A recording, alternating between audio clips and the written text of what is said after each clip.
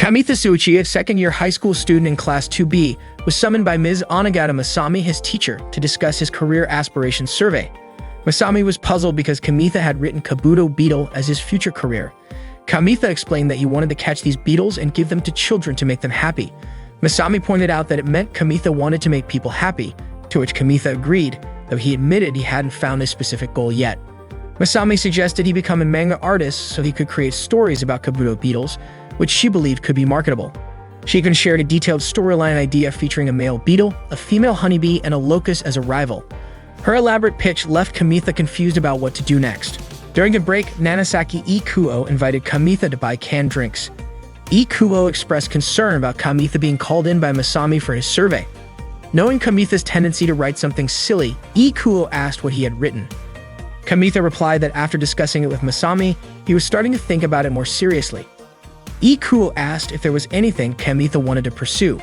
Kamitha admitted that he wasn't even sure he could picture himself as a college student, let alone have any aspirations.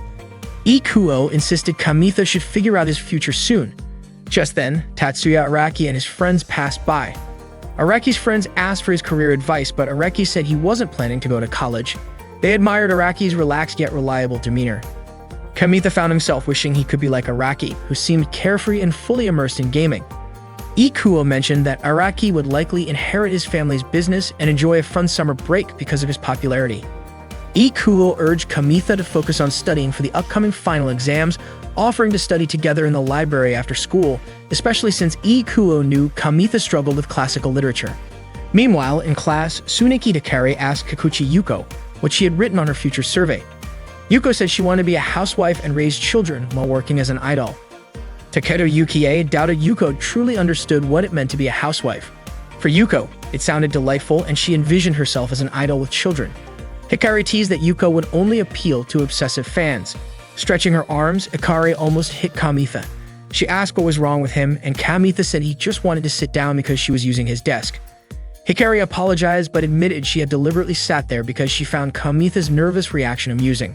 Yuko reminded Hikari not to take out her frustrations on Kamitha just because she didn't want to lose to her sister in the Santa contest. Hikari denied it, saying she was only teasing Kamitha. Kamitha was relieved when the girls left his desk, though he found himself staring at the spot where Hikari had been sitting. Unfortunately, Yuko noticed his behavior, making him even more flustered. That evening, Kamitha played a game with his older sister, Kamitha Tomoe. They argued over the game rules, leading Tomoe to use some foul language. When Tomoe abruptly ended the game, Kamitha, who had set it up for her to enjoy a summer-themed activity, started cleaning up. Tomoe asked if Kamitha was doing okay with his final exams, recalling how their mother had scolded him for his midterm results. Kamitha said he had been thinking about his future, but hadn't figured it out yet, though he promised to try harder. Tomoe was happy to hear that and offered her support, assuring Kamitha that she would always be there for him. The next day during lunch break at the school cafeteria, Kamitha couldn't find a seat because the cafeteria was overcrowded. Suddenly, Hikari, sitting in the VIP section, waved at him and invited him to join her. Hikari asked if Kamitha had aspirations of becoming a manga artist. Confused, Kamitha asked who told her that. Yuko chimed in, saying it was Ms. Masami who praised Kamitha and said he'd make a great manga artist. Hikari then asked if it was true. Kamitha explained that Masami was just speculating since he had never drawn manga before. They offered Kamitha a seat and he felt relieved. At first, he thought they were going to tease him. Hikari suggested he use the pen name Emerald Sensei. Puzzled, Kamitha asked why that name. Hikari said it was because he had immorally stared at the desk she had been sitting on for far too long. Embarrassed, Kamitha realized Hikari had noticed. Yukie joked that Kamitha might become famous if he drew adult manga, and Yuko excitedly said she couldn't wait to get an autograph from the next big adult manga artist. Kamitha, flustered, told them not to decide his future for him, especially since he was still asking Ikuo for help to pass his classical literature exams. They teased him further, joking that he and Ikuo might be a couple because they were always together, even sharing drinks from the vending machine. Kamitha denied it vehemently, insisting he was neither homo nor immoral, but they just laughed and remained unconvinced. Later in the library, Kamitha and Ikuo were studying together when Hikari approached them, asking if Ikuo could also help her with classical literature. She admitted she was struggling with the subject and added that failing any subject during the finals would mean she couldn't join her family's summer vacation. She begged Ikuo, offering to buy him 3 cans of Panda Cocoa. Ikuo hesitated, saying it was hard to teach someone without knowing their current level. Hikari suggested that he give her a quiz to figure it out. Kamitha tried to signal Ikuo to refuse, but a sharp glare from Hikari made him nervous, and he reluctantly said he didn't mind. Ikuo finally agreed, and they ended up studying together. During gym class, the climbing club president and his friend were caught spying on Hikari as she played basketball. Ruse, the student council president, caught them and chased them away. Watching the scene, Kamitha remarked to Ikuo that the climbing club president seemed to have a huge crush on Hikari. Ikuo then asked Kamitha if he liked Hikari as well. Flustered, Kamitha denied it, saying Hikari was the one always teasing him. Ikuo commented that it was better to be teased than disliked because if Hikari ever hated Kamitha, every girl in the class would turn against him. Unlike Kamitha and Ikuo, Hikari was quite popular. Ikuo mentioned he once saw Hikari eating ramen with her sister when they spotted her walking with a bearded man who seemed too young to be her father. Ikuo's sister was convinced they were dating. Kamitha speculated that Hikari might have a thing for older men. When Ikuo asked if Kamitha was upset, Kamitha replied that dating adults felt like an entirely different world. Trying to change the subject, he redirected their focus to studying at the library. Kamitha worked hard to prepare for his finals, studying both at the library and at home. Tomoe brought snacks to his room and expressed how proud she was of her younger brother's dedication. When finals week arrived, Kamitha managed to handle his exams well. The results were posted on the announcement board, and Kamitha earned a good rank, even beating Hikari and Yukie. Yuko comforted Yukie, saying she'd forget all about her test scores while swimming in the ocean. She then asked Kamitha if he could teach her sometime before leaving with Yukie. Ikuo noted that Hikari seemed to have passed all her subjects. Suddenly, Kyoko approached Kamitha, commenting on how popular he seemed among the girls. Kamitha dismissed the idea, explaining that he was only talking about test scores with his classmates. However, Kyoko remarked that such conversations never happened back in middle school, which left her impressed. Before she could say more, Makoto waved at Kyoko, and she left after telling Kamitha to help her study next time. Kamitha thanked Ikuo for helping him study. Ikuo mentioned that his cram school was organizing a summer seminar, a 2-week study retreat at a mountain resort, and invited Kamitha to join. Kamitha admitted he wanted to have fun for once, mentioning how long it had been since he hung out with Araki. Instead, he suggested that Ikuo join him for a day at the arcade in the neighboring town. Ikuo agreed, but encouraged Kamitha to at least consider the summer seminar. That day, Kamitha, Ikuo, and Araki went to the arcade to play. After finishing their games, they started talking about them. Ikuo mentioned that Araki seemed so laid back, unlike Miyame Toru, even though they were both taking the same tests. Araki said he would help with his family business and that he planned to go on a 3-day, 2-night trip with the part-time workers during the summer. Araki added that he actually wanted to take care of Usagi, but the second-year girls said they wouldn't go if Araki didn't join. Ikuo asked if those girls were his classmates, and Araki clarified that they were Yukie, Yuko, and Hikari. Kamitha and Ikuo were surprised, and just as Kamitha was about to say something, Ikuo stopped him. Araki then asked if they wanted to join the trip as well. Ikuo teased Kamitha, saying he was just jealous that Araki was also popular with the second-year girls. Araki seemed confused and reminded them that Kamitha should already know his preferences. He then went back into the arcade. Kamitha, still confused, remarked that Hikari already had a boyfriend but was going on a trip with another guy. Ikuo laughed, saying that Hikari probably used studying as an excuse to prepare for a group dating trip. Ikuo added that the dynamics of the girls in their class were important. What mattered was that if Araki didn't join the trip, the third-year guys would hold a grudge. Ikuo then followed Araki back into the arcade, while Kamitha decided to go home. On his way back, Kamitha noticed a new pastry shop and thought about buying some sweets for Tomoe another time. Then he saw Hikari working a part-time job with the bearded man Ikuo had mentioned before. Kamitha was surprised and thought Hikari was too young to be dating someone like that. He considered that if he tried harder, he might be able to get a girlfriend or two. But when his eyes fell on a less attractive girl nearby, he changed his mind. Watching Hikari work, Kamitha thought she was incredible and always seemed to be a few steps ahead of him. He didn't want to stay the same, so he called Ikuo and told him he'd join the summer seminar. That night, Kamitha was packing for the seminar when Tomoe knocked on his door, letting him know she finished using the bath.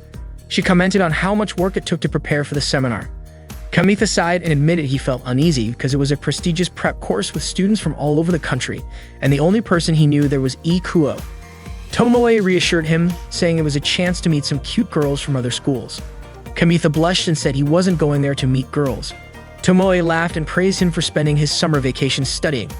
She handed him a box of mushroom-shaped chocolates as a gift, which made Kamitha happy. He believed everything would go well as long as he had his favorite chocolate.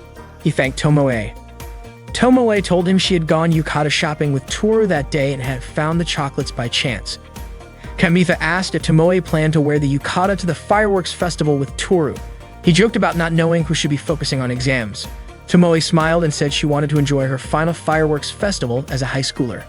That day, Kamitha and Ikuo boarded a bus to attend the summer seminar. They arrived at a lodge located in the mountains, where many high school students from various schools were already gathered.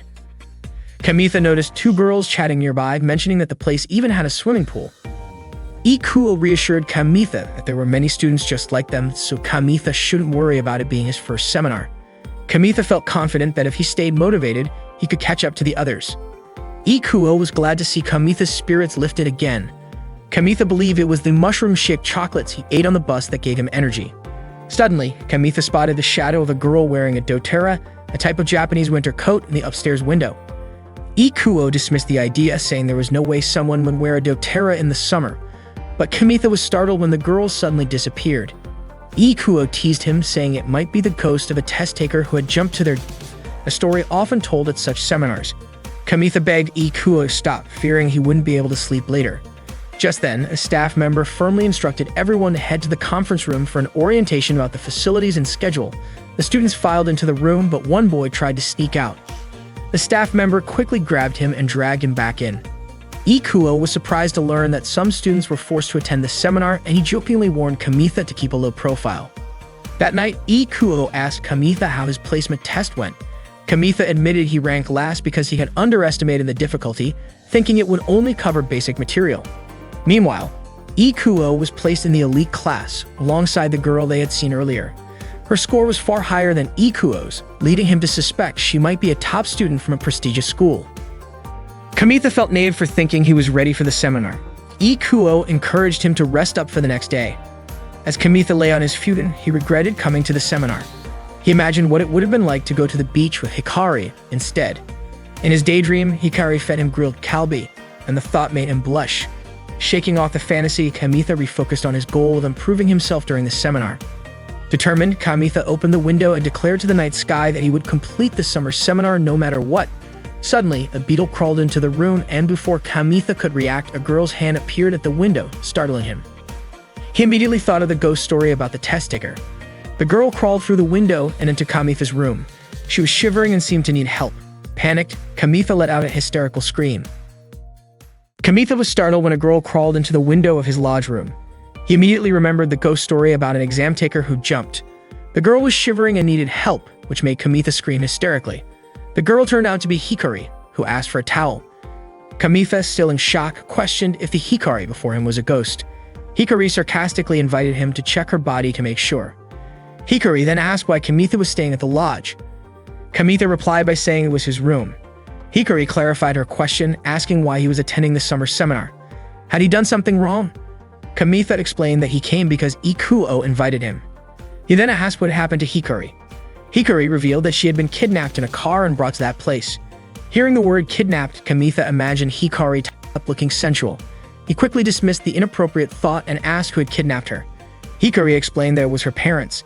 They had caught her working a part-time job and decided to confine her during the summer break. She went on to say that when she told her parents about her plans to go on a group date trip with Yukie and Yuko, they got angry and dragged her to a hotel in the middle of the forest. Kamitha admitted he had suspected that Hikari had lied about her family vacation.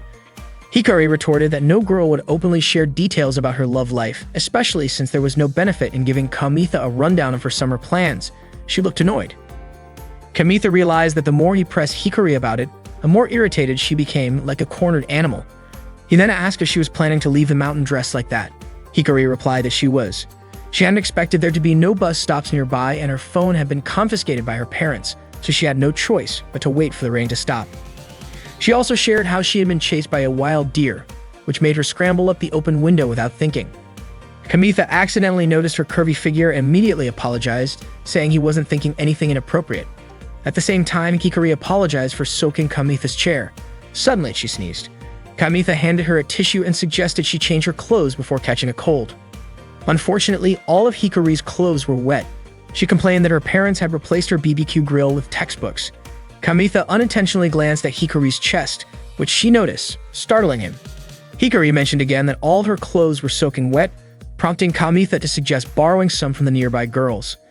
Hikari assumed Kamitha was there with female friends, but he clarified that he wasn't. She admitted that she was more afraid of the police than ghosts in that place. In other words, if a guy showed up in the middle of the night asking to borrow a girl's clothes, she'd probably call the cops. Hikari then asked to borrow Kamitha's clothes. She measured his size by patting his backside and comparing it to hers, concluding that their sizes were similar.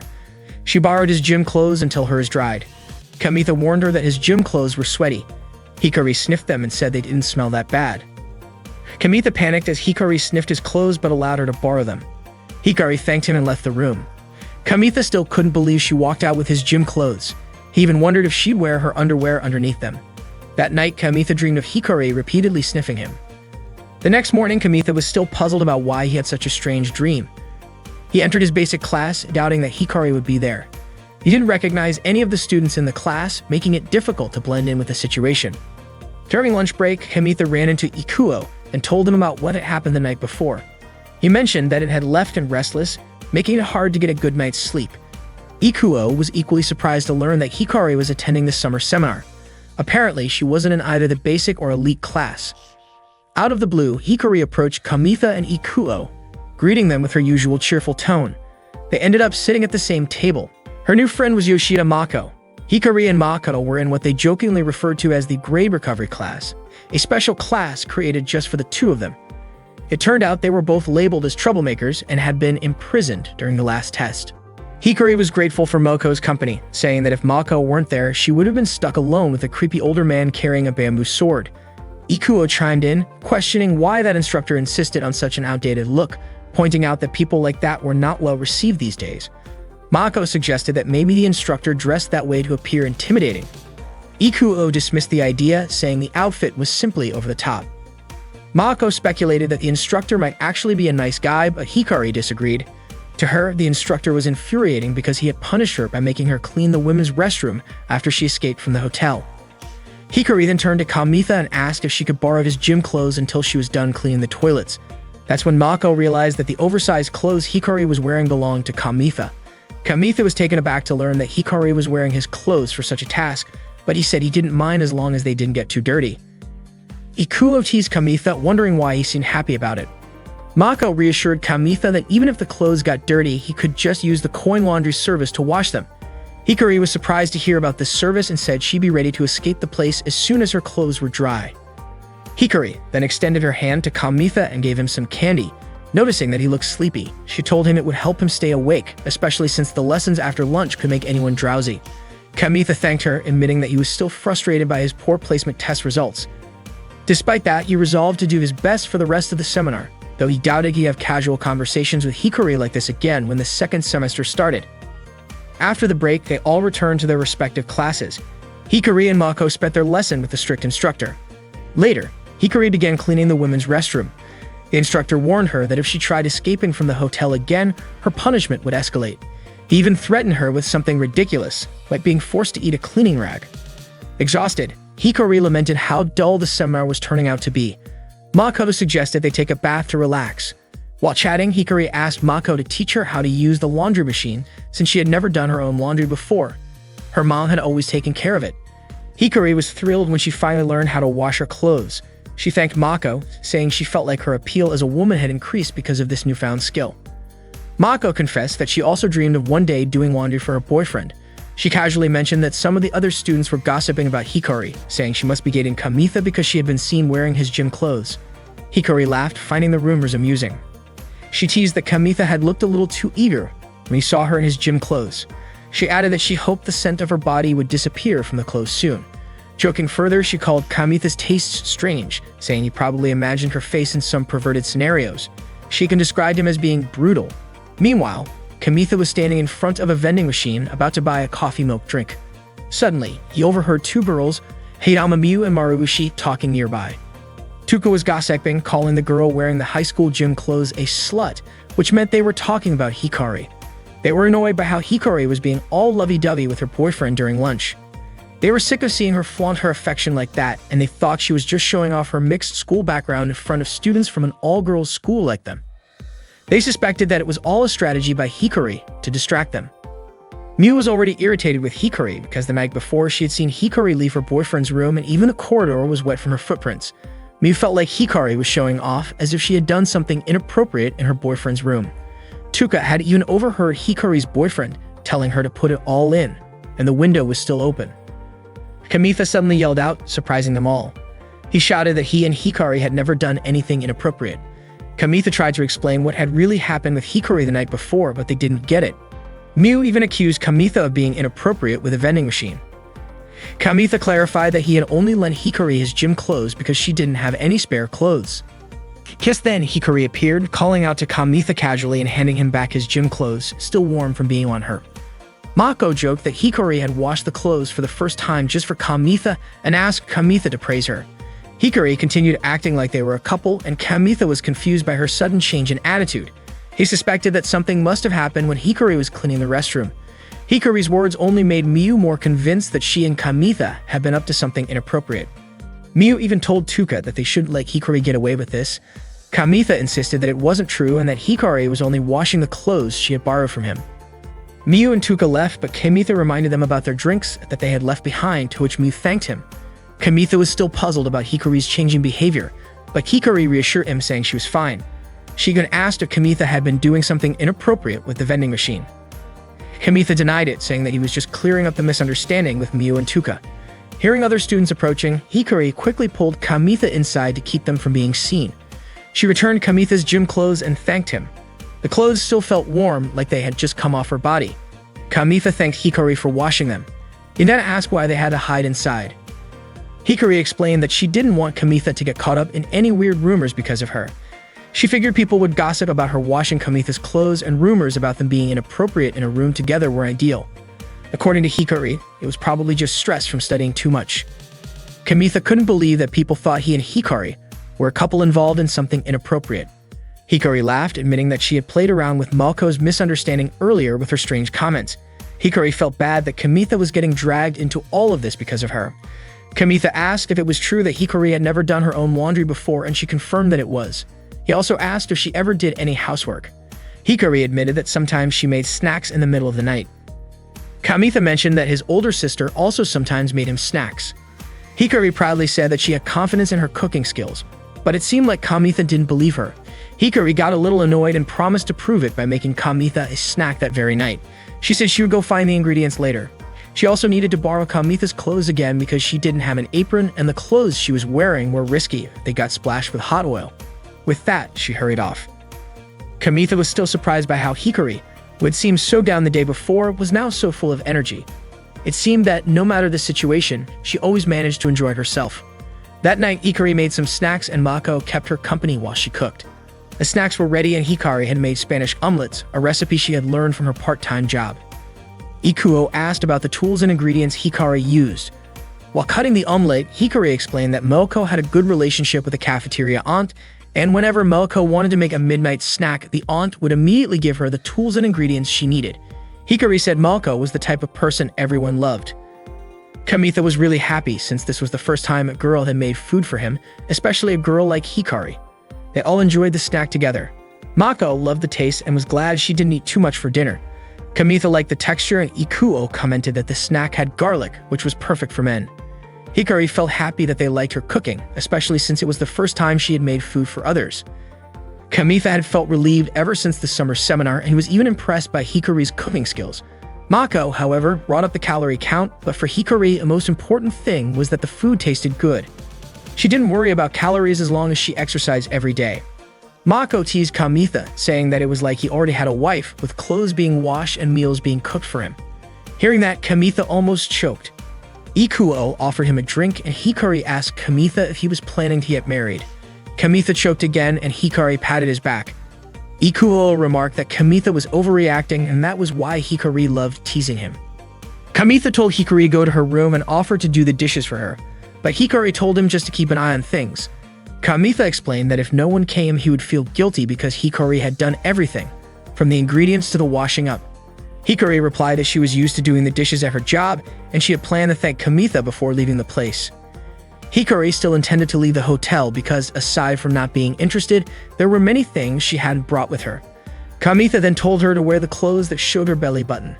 Hikari asked if Kamitha liked belly buttons, and Kamitha admitted he did, especially hers, which was very cute. Hikari thanked him, but she felt like she looked like a mischievous child in the summer heat. Kamitha told her that he would continue lending her clothes, but he asked Hikari to stop doing such dangerous things like running away from the hotel, which was as dangerous as being chased by a wild deer that night. Hikari didn't want to trouble Kamitha, and she said it wasn't his problem. But Kamitha replied that it clearly was his problem because he was worried about her to the point that he couldn't focus on his studies. He also said he wouldn't let her just leave. Upon hearing this, Hikari turned around and called Kamitha's name. The scene seemed like it was about to turn romantic, but instead, Hikari simply handed Kamitha the plate and asked him to return it. She mentioned that since the weather was getting worse, she would stay and study a little longer. Kamitha smiled and wished her good night before heading off to return the plate. The summer seminar had been going on for a week, and Kamitha had gotten used to life at the hotel. Hikari suddenly touched Kamitha, surprising him and making the whole class turn to look at them. Kamitha asked Hikari what she wanted. Hikari said that starting that day, she and Mako would be joining the beginner class. Mako added that if they worked hard, it was definitely possible. Hikari leaned in and whispered something to Kamitha, but all the students were still staring at them. The students teased that Hikari and Kamitha were flirting in class and suggested they should study together in their room instead. Someone even joked that they wished Hikari would visit their room too.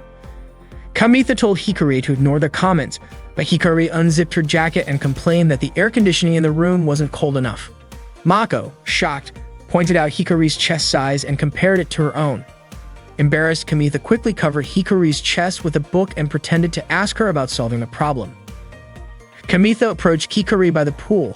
Hikari asked if Kamitha had always been like that in class. Kamitha admitted he had felt offended at first too. Hikari said she felt like it was the end of the world when she first joined the class. Kamitha explained that everyone was studying hard to achieve their goals. Hikari said she felt different from everyone else in the class, but Kamitha joked that maybe she could act normally if her attractiveness wasn't so overwhelming. Kamitha suggested that Hikari would be fine as long as she didn't talk to him too much during class. Hikari said if that were the case, she wouldn't talk to him at all anymore. Kamitha laughed and Hikari asked why he joined the summer seminar. Did he have a goal too? Kamitha couldn't answer. Hikari said that studying hard and going to university wasn't such a bad idea, then invited Kamitha to return to class. The day's lessons went smoothly. That night, Kamitha studied in his room while eating instant cup noodles. He remembered Hikari's question from earlier and thought about how he couldn't tell her that he joined the summer seminar to change himself and that her teasing was making things harder. Suddenly, he heard a noise in the hallway. When Kamitha opened the door, he was shocked to see Hikari standing there. Hikari greeted him with a playful good evening in a cat-like voice. Kamitha told her to knock normally next time because he thought she was a ghost. Hikari insisted she wasn't a ghost. She was a cat at that moment. Kamitha asked why Hikari came to his room so late. Hikari said she was bored, so she came to Kamitha's room.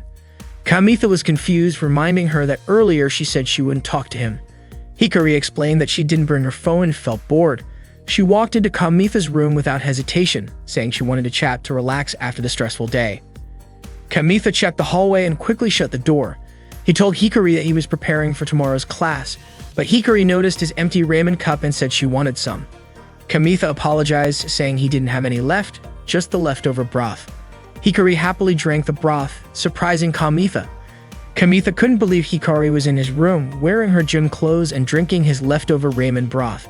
He said he needed to focus on studying, but Hikari stared at him, making him uneasy.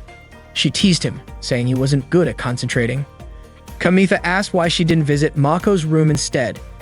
Hikari had already been there. The door was open, but the room was pitch black and it seemed she had fallen asleep. Kamitha remarked that Moako was a careless girl, but Hikari suggested that maybe Moako couldn't handle the air conditioning and left the door open to sleep. Hikari then asked Kamitha if he wanted to sneak into Mako's room. Kamitha was shocked, his face turning red, which Hikari found amusing. She commented on how cute Kamitha looked. Kamitha asked if Hikari was really okay just relaxing while everyone else was studying hard in their rooms, getting farther ahead of her. Hikari, however, wasn't the type to compare herself to others. Kamitha resumed his studies while Hikari decided to join him, picking up a textbook and lying on Kamitha's bed. Kamitha's eyes wandered to Hikari's feet, which were swinging playfully above his bed. He couldn't believe there was a girl in his room and quickly tried to refocus on his studies. Suddenly, his pen slipped from his hand and fell to the floor. When Kamitha bent down to retrieve it, he started to feel restless, struggling with thoughts he couldn't control. Out of nowhere, Hikari complained about how boring everything was. She wished she could go on a beach group date instead of being stuck in the summer seminar. She talked about wanting to see the harbor tower, play with fireworks on the beach, and be flirted with by handsome guys. She asked Kamitha if he didn't think that sounded fun. Hikari then added that she wanted to wear a bikini at the beach. Kamitha admitted that Hikari would definitely look sexy in a bikini. Hikari teased him, asking if he wanted to see her in one. Kamitha, flustered, said he couldn't wait to see it. Hikari leaned in, playfully asking if he really wanted to see her in a bikini. Kamitha stammered, pointing out that she didn't even bring a swimsuit like that with her. That night, they went to the boys' bathing area. By then, it was past 9 p.m., and all the students had already left since that was the curfew for bathing. Hikari wore a bikini, while Kamitha wore Hikari's pareo. Hikari burst out laughing at the sight, saying it suited him. Kamitha told her to stop laughing since she was the one who forced him to wear it. Hikari mischievously tugged at the pareo, asking for it back.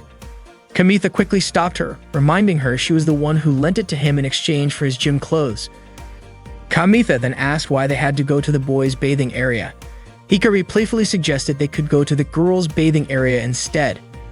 Kamitha clarified that wasn't what he meant.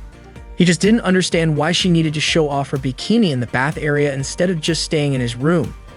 Hikari complained about mosquitoes in his room and said she didn't want to be cramped in a tiny bathroom with him. Hikari then asked Kamitha what he thought of her bikini. Kamitha admitted that it was tempting his willpower. Hikari told him to say it louder, and Kamitha obliged, repeating his comment louder.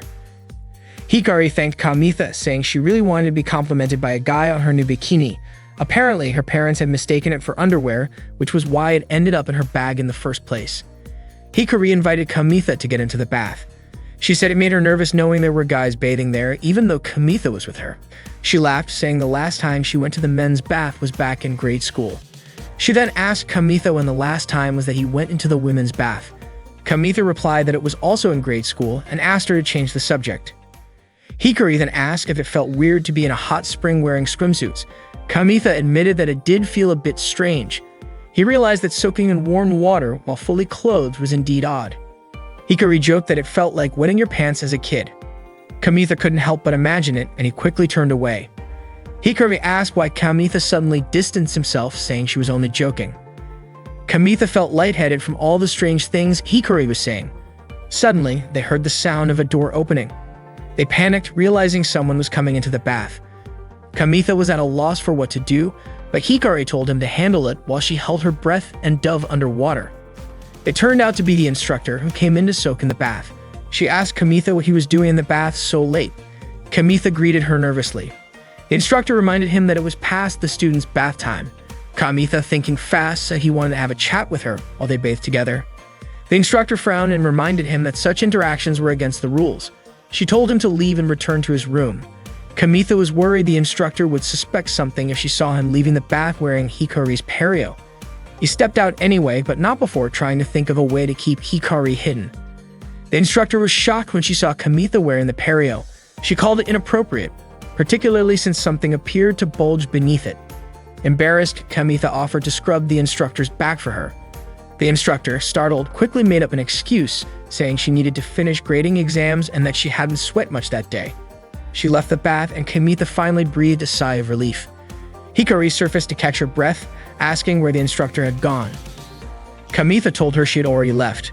Hikari asked how Kamitha had managed to get rid of her, and Kamitha replied that he wasn't sure why the instructor left. Hikari teased him, calling him an amazing guy for handling the situation so well. Suddenly, Hikari fainted, and Kamitha rushed to help her.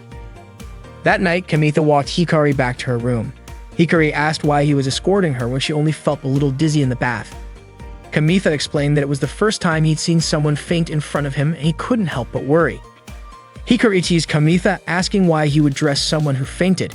Kamitha denied it, saying she had dressed herself. Hikari laughed, asking if Kamitha wanted to see her room. She invited him in and turned on the light, but she immediately blushed upon realizing her underwear was hanging in plain view. She quickly turned off the light, flustered. Kamitha said he wanted to go back to his room, but Hikari stopped him. Kamitha assured her he hadn't seen or smelled anything. Hikari then suggested they go outside to get some fresh air. They went near the swimming pool, and Hikari asked if she had overdone it that day. Bathing with Kamitha had made her nervous. Kamitha replied that he always felt nervous no matter where he was. Suddenly, they saw a deer. Hikari was scared it might chase her again, but fortunately, there was a fence so the deer couldn't get close. Kamitha threw a small ball at it and the deer ran away. He explained that deer are nocturnal animals and probably came there to look for food. He then teased Hikari, comparing her to the deer since she also loved midnight snacks. Hikari got annoyed and said it wasn't fair to compare her to a deer. Kamitha quickly apologized. She smiled and remarked that she had learned a lot about him during the summer seminar, but he still didn't seem to understand her. Kamitha then asked if it was easy for girls to lie, referring to how Hikari had wanted to attend a group date, but had said it was a family trip instead. Hikari argued that it wasn't a lie since she might actually go on a family trip when she has a family in the future. Kamitha admitted he didn't get how her mind worked, adding that girls in love were truly unbeatable. Hikari, in turn, teased Kamitha for being too simple-minded, saying that group date trips were more complicated than he thought. Kamitha asked if she liked Araki, who was quite popular. Hikari playfully accused Kamitha of being jealous of Araki. Kamitha denied it, saying that anything about Araki was confidential. Kamitha then asked if the chef at her part-time job was her boyfriend. Hikari was surprised and asked when Kamitha had gone to her workplace. She suspected him of revealing her secret job. Kamitha denied this, saying he had no idea what she was talking about. Hikari explained that the school had informed her parents after someone reported her to the disciplinary committee. She admitted it was her fault for working secretly. Kamitha mentioned seeing her talking with the chef. Hikari clarified that the person Kamitha was referring to was the shop owner, who was not her boyfriend and was in fact married. Hikari then suggested they go back since the weather was getting cold. The summer seminar eventually came to an end. Kamitha and Ikuo boarded the bus together. Ikuo reflected on how lost he had felt when they first arrived at the seminar, and now as they were leaving, he felt sad. A lot had happened to Kamitha, especially that night he had talked with Hikari. Since then, however, Hikari hadn't spoken to him again, and Kamitha suspected she might be wary of him. Ikuo regretted not saying goodbye to Mako. Kamitha noticed Mako at a window on the upper floor, but he reassured himself that Mako wasn't a ghost. It turned out Mako had overslept and was being scolded by the instructor. Mako explained that she had rushed to wake up early to see the bus off, but the instructor called her a failure. Mako protested, saying she had even worn long clothes to avoid catching a cold during exams. The instructor lectured her about the dangers of the night wind and also scolded her for always sleeping with her door open. The instructor threatened Mako with more trouble if she failed her exams again. Frustrated, Mako reminded the instructor of her own embarrassing moment last year when Mako had kindly brought her a kendo sword and sunglasses. The instructor apologized, saying there were many strange and scary high school students. She then mentioned a close call in the bathhouse where she was almost ambushed. That evening, Hikari visited her workplace to meet the shop owner. She had quit her part-time job after her parents found out about it. The shop owner assured her that her parents must have had their reasons and encouraged her to talk things through with them. Hikari had come to the shop to seek advice from the owner. That night, she got her phone back and called Yukie to tell her everything that had happened. Yukie asked if there were any cute guys at the summer seminar, but Hikari said that everyone there was too focused on studying and had a serious vibe. Yukie teased her, asking if Hikari liked anyone there. Hikari, annoyed, said that the only things worth mentioning there were an old man with a kendo sword and a deer. She then asked about Yukie's vacation, but Yukie said it had been nothing special. When Hikari checked her phone, she found a ton of missed calls in her call log. The next day, Kamitha headed to school with Kyoko. She commented that if Kamitha's skin got a little tanned, he'd probably become more popular. However, Kamitha thought girls preferred guys with fairer skin. Kyoko expressed concern about Kamitha isolating himself after the summer seminar. She said he shouldn't waste his precious vacation time and suggested that he should have gone to the city to flirt with girls, offering to help him out with that. As they walked, Kamitha noticed Hikari staring at Araki, who was walking with Yukie. He found it odd, wondering when Araki had become close with Yukie. Kamitha couldn't shake off the feeling that Hikari was still suspicious of him for leaking her secret. The new school semester had started, but Kamitha was feeling down because Hikari had been ignoring him. At the vending machine, Ikuo approached Kamitha looking unusually cheerful. Curious, Kamitha asked what happened to make Ikuo so happy. Ikuo shared that he had finally reconnected with an old friend after a long time. Kamitha rarely saw Ikuo in such high spirits.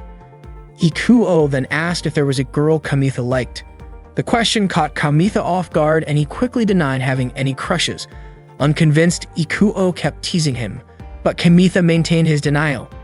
Ikuo remarked that having someone to like would make life feel more beautiful, leaving Kamitha wondering why Ikuo had suddenly become so upbeat. Meanwhile, Hikari, Yukie, and Yuko were chatting that morning. Yukie bragged about how she had invited Araki to walk to school together so they could spend some time alone. She proudly shared that she'd been getting cozy with Araki, although she hadn't confessed her feelings to him yet. Kamitha saw the three of them talking, and he overheard Hikari saying that if she had a boyfriend, she would also act lovey-dovey with him. Hearing this, Kamitha couldn't help but imagine Hikari acting cute as his girlfriend. Later, Kamitha found a note from Hikari asking him to meet her behind the school. Curious, he went to the designated spot where Hikari approached him. Kamitha asked why she wanted to meet him there. Hikari explained that she wanted to return his gym uniform. She also asked Kamitha to keep their time together at the summer seminar a secret because she didn't want Yuki finding out they had spent time together. Kamitha, however, suspected her motives. He asked if Hikari was worried that Yukie might try to steal Araki from her if the rumor spread.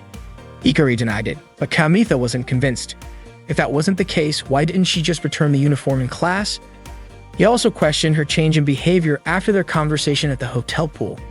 Hikari admitted she had her reasons, but Kamitha pressed further, asking if she was embarrassed about being seen with him. Hikari explained that when Yukie called her, she had asked if Hikari had met any nice guys. Yukie's intuition was sharp, so Hikari panicked and lied, saying she had only encountered a deer. Kamitha couldn't understand Hikari's behavior since she was usually so straightforward. Frustrated, Hikari grabbed the gym uniform back, but Kamitha refused to take it unless she gave him a proper explanation. Suddenly, Makoto appeared and apologized for interrupting them, jokingly asking if they were in the middle of a breakup. Both Kamitha and Hikari immediately denied it in unison. Kamitha recognized Makoto as one of Kyoko's friends and a member of the disciplinary committee. She explained that she was patrolling the area because couples had been caught engaging in inappropriate behavior around the school. Hikari clarified that Makoto had misunderstood. She and Kamitha were not dating. Makoto explained that she had suspected otherwise because the back of the school and the pump house were popular spots for couples to hang out. She also noted that summer seemed to make students more adventurous, and the disciplinary committee had been busy since the start of the semester. Makoto went on to share that she had recently caught a couple in the rabbit shed. The situation was so extreme that she fled without even reprimanding them. Hikari, curious, asked what exactly the couple had been doing. Makoto hesitantly admitted that they were using carrots and celery inappropriately. Both Hikari and Kamitha were shocked. Changing the subject, Makoto mentioned that before summer break, the disciplinary committee had received a report about a student working a part-time job. Kamitha asked if the job was at a Spanish bar, but Makoto refused to reveal any details. Hikari then threatened to report Makoto to her supervisor if she didn't perform her duties properly. Under pressure, Makoto reluctantly admitted that the part-time job was indeed at a bar, though she didn't know the specifics. Hikari invited Kamitha to leave with her, and as they walked away, Makoto shouted after them, begging them to keep her involvement a secret. Hikari and Kamitha hurried to the rabbit shed, where they caught Yukie and Araki together. Hikari asked Yukie to talk with her, while Kamitha questioned what Araki was doing there. Araki nonchalantly replied that he and Yukie were playing around with the rabbits, and Yukie was even planning to feed him a carrot mouth-to-mouth. Yukie commented that Hikari didn't know how to read the room. Before leaving, Araki teased Kamitha, saying he seemed to have two girls vying for him. After Araki left, Yukie asked Kamitha if he was close to Araki. Kamitha explained that they had been friends since middle school. Hikari then confronted Yukie, asking why she had reported her to the disciplinary committee. Yukie finally admitted that she had been caught. Hikari clarified that she wasn't trying to blame Yukie. It was true she had broken the rules by secretly working, but she wanted to understand why Yukie had gone as far as to report her. Yukie confessed that she suspected Araki liked Hikari.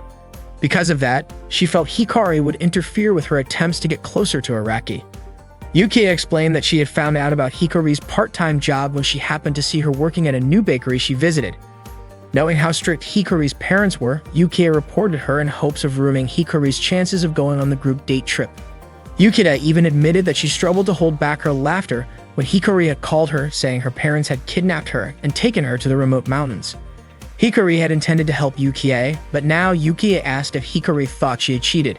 Hikari responded that Yukie wasn't cheating. She had simply done what she needed to do to pursue the person she liked. Hikari admitted that she hadn't expected love to make someone so unstoppable.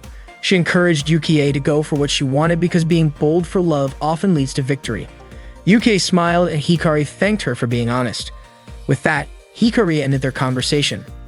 Kamitha was surprised at how easily Hikari resolved the matter. She explained that it didn't matter anymore because Araki had already been taken. Yukie then asked why Kamitha was with Hikari in the first place. Hikari explained that she initially suspected Kamitha of reporting her to the disciplinary committee, but she also wanted Kamitha to know the truth. Yukie apologized to Kamitha, joking that being suspected by Hikari must have been terrifying.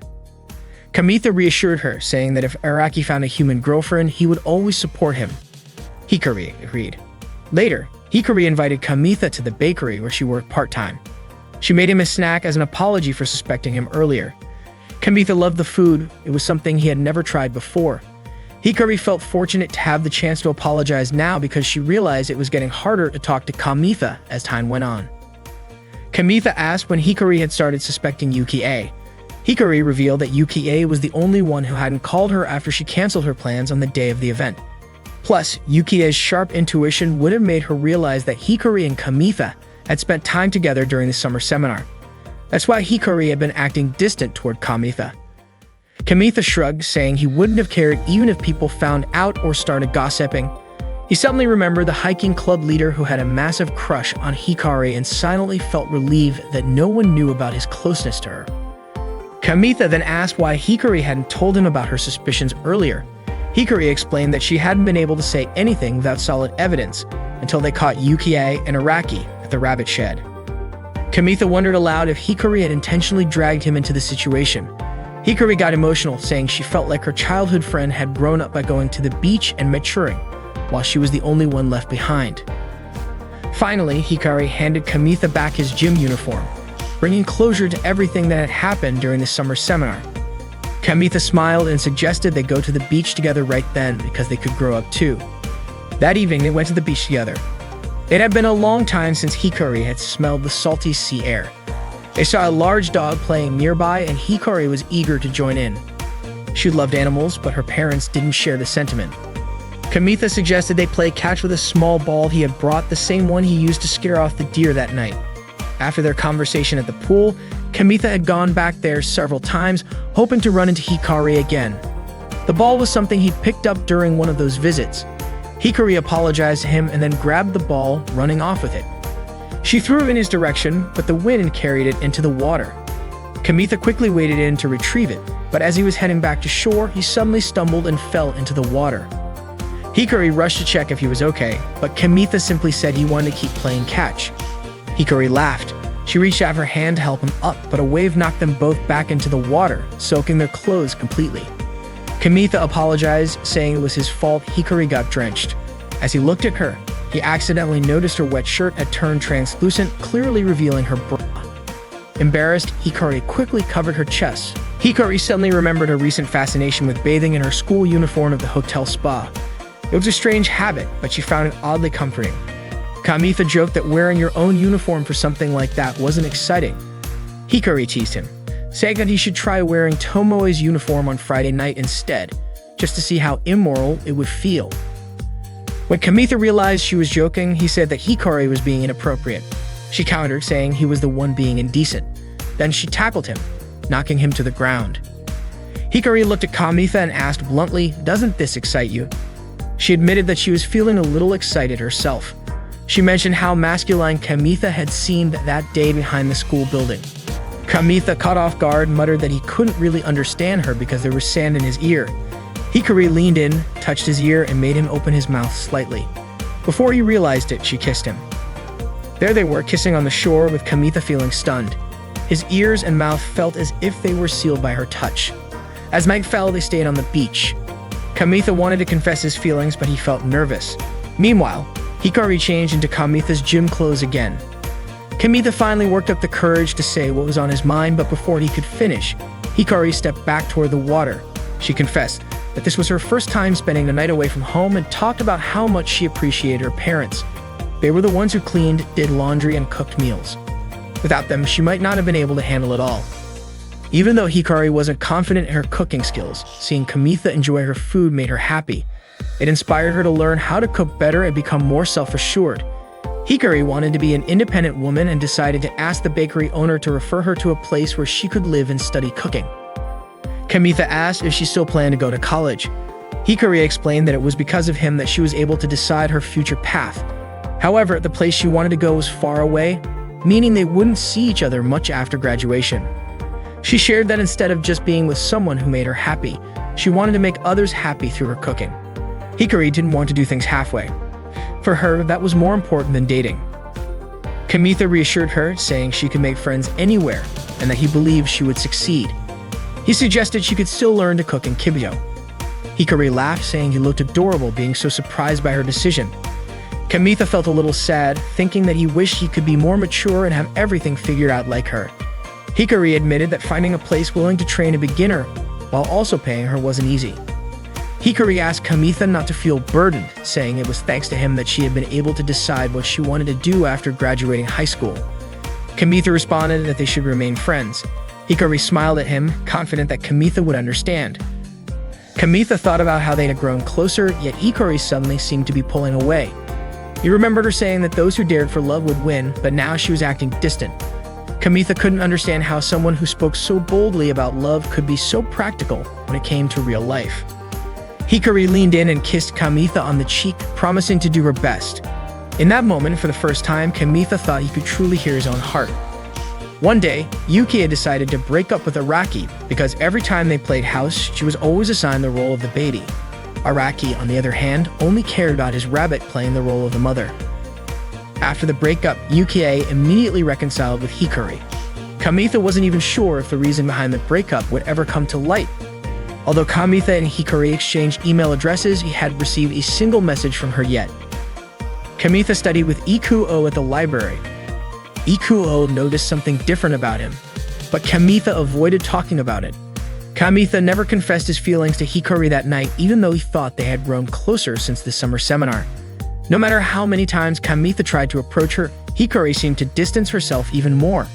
Eventually, Kamitha decided on his future career path. 5 years passed. Kamitha was now a nutritionist student and worked part-time at the cafe where Hikari had once worked. That day, the cafe owner asked Kamitha if he had received a job offer from a food industry company in town, saying it meant he was one step closer to becoming a certified nutritionist. Kamitha replied that his future still felt far off because he wasn't yet professional. The cafe owner then asked if Kamitha knew anyone in the food business besides himself. Kamitha admitted that he did, explaining that this was why he had kept his desire to become a nutritionist a secret. The owner revealed that he was expecting a baby soon, meaning he would be spending less time at the cafe. He added that he had found someone to help Kamitha. This person had once worked odd jobs at the cafe and had returned from their studies in Spain. They were now a specialist in dishes like omelets and venison. The owner said the person would arrive after lunch. Not long after, a young woman walked into the cafe and greeted Kamitha. It was Hikari. Hikari asked if Kamitha was the college student working part-time at the cafe. Kamitha nodded, confirming it. That day, Kamitha was playing the deer game with Ikuo and Araki. Kamitha won the game and got a pure deer claw item, which he showed to Ikuo and Araki. Araki then asked Kamitha to give the item to him, but Kamitha refused, saying that it was his deer that earned it. Suddenly, Miyame Toru overheard their conversation about the pure deer claw item. Toru greeted them and asked if Araki had been secretly raising a deer. Araki admitted to it, and Ikuo said that if Toru thought they were playing an erotic game, she was completely mistaken. Kamitha explained that the Deer Love game was a training game for animals of all ages. Toru then asked if there was any item that Kamitha wanted. Kamitha asked if Toru wanted the pure deer claw item. Toru introduced herself and said she wanted to trade her item for Kamitha's pure deer claw item. Kamitha was surprised by the size of Toru's deer, and Araki even called it a deer god. Kamitha was curious about how Toru raised her deer. Toru said she had been playing the game since its release and asked if they had only just started playing. Kamitha was surprised because they had also been playing since the game was first released, and he wondered how long one would need to play to have a deer that big. Kamitha then decided to give the pure deer claw item to Toru.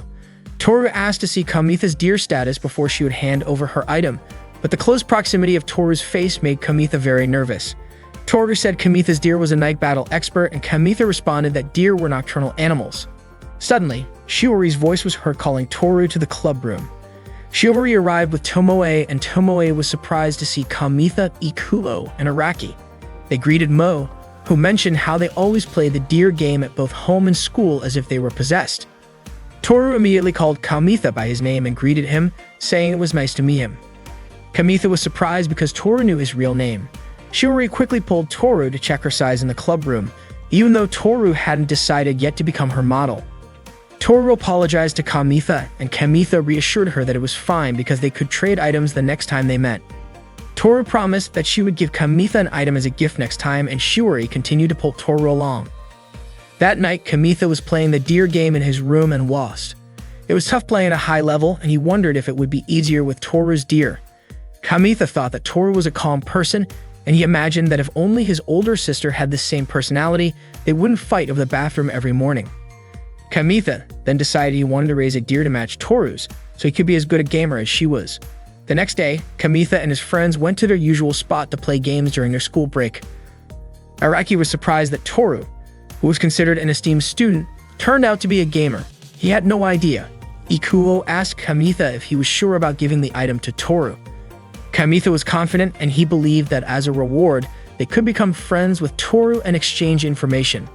Even after seeing Toru's huge deer, Kamitha wasn't going to back out, and as a gamer, he wanted to show his determination. They were all shocked to see Toru lying on the bench where they usually played games. Toru had purposely come to that spot to give Kamitha an item as a thank you for his kindness and invited him to play again. After school, the four of them went to a karaoke place. Araki suggested they go there when Kamitha said they needed to find a more suitable place to exchange items. Toru wanted to sing first. Ikuo whispered to Kamitha, commenting on how Toru was singing even though they had come to exchange items. Kamitha said it was fine since they were at a karaoke place. Ikuo felt uneasy because all he and Kamitha knew were cartoon songs and game soundtracks. However, they were both surprised when Toru sang a song from the Inago Mask soundtrack and even mimicked the opening dance moves. Meanwhile, Shiori and Tomoe went to a cafe, and Shiori told Tomoe that Toru had given Kamitha an item she had made herself. Tomoe was sure that Toru must have stayed up late making it because Toru looked really sleepy that day. The waitress brought them drinks, and it turned out the waitress was Hikari, who was working part-time. Hikari didn't expect Tomoe, the Miss Santa, to show up at the cafe where she worked. She really wanted to talk to her, but she had to keep her part-time job a secret. After Toru finished singing the Inago Mask song, Araki said it was time to exchange items. However, Toru asked for a short break. She passed by Kamitha and Ikuo, who were sitting. Kamitha felt nervous when Toru walked past him and sat next to him. Seeing Kamitha enjoying his pudding a la mode, Toru asked if he liked that dessert. Kamitha said that he actually liked sweet foods. Toru then asked if she could try some. Hearing that, both Kamitha and Ikuo were surprised. Ikuo quickly said that it was almost like a kiss, but handed Toru the pudding that was still intact.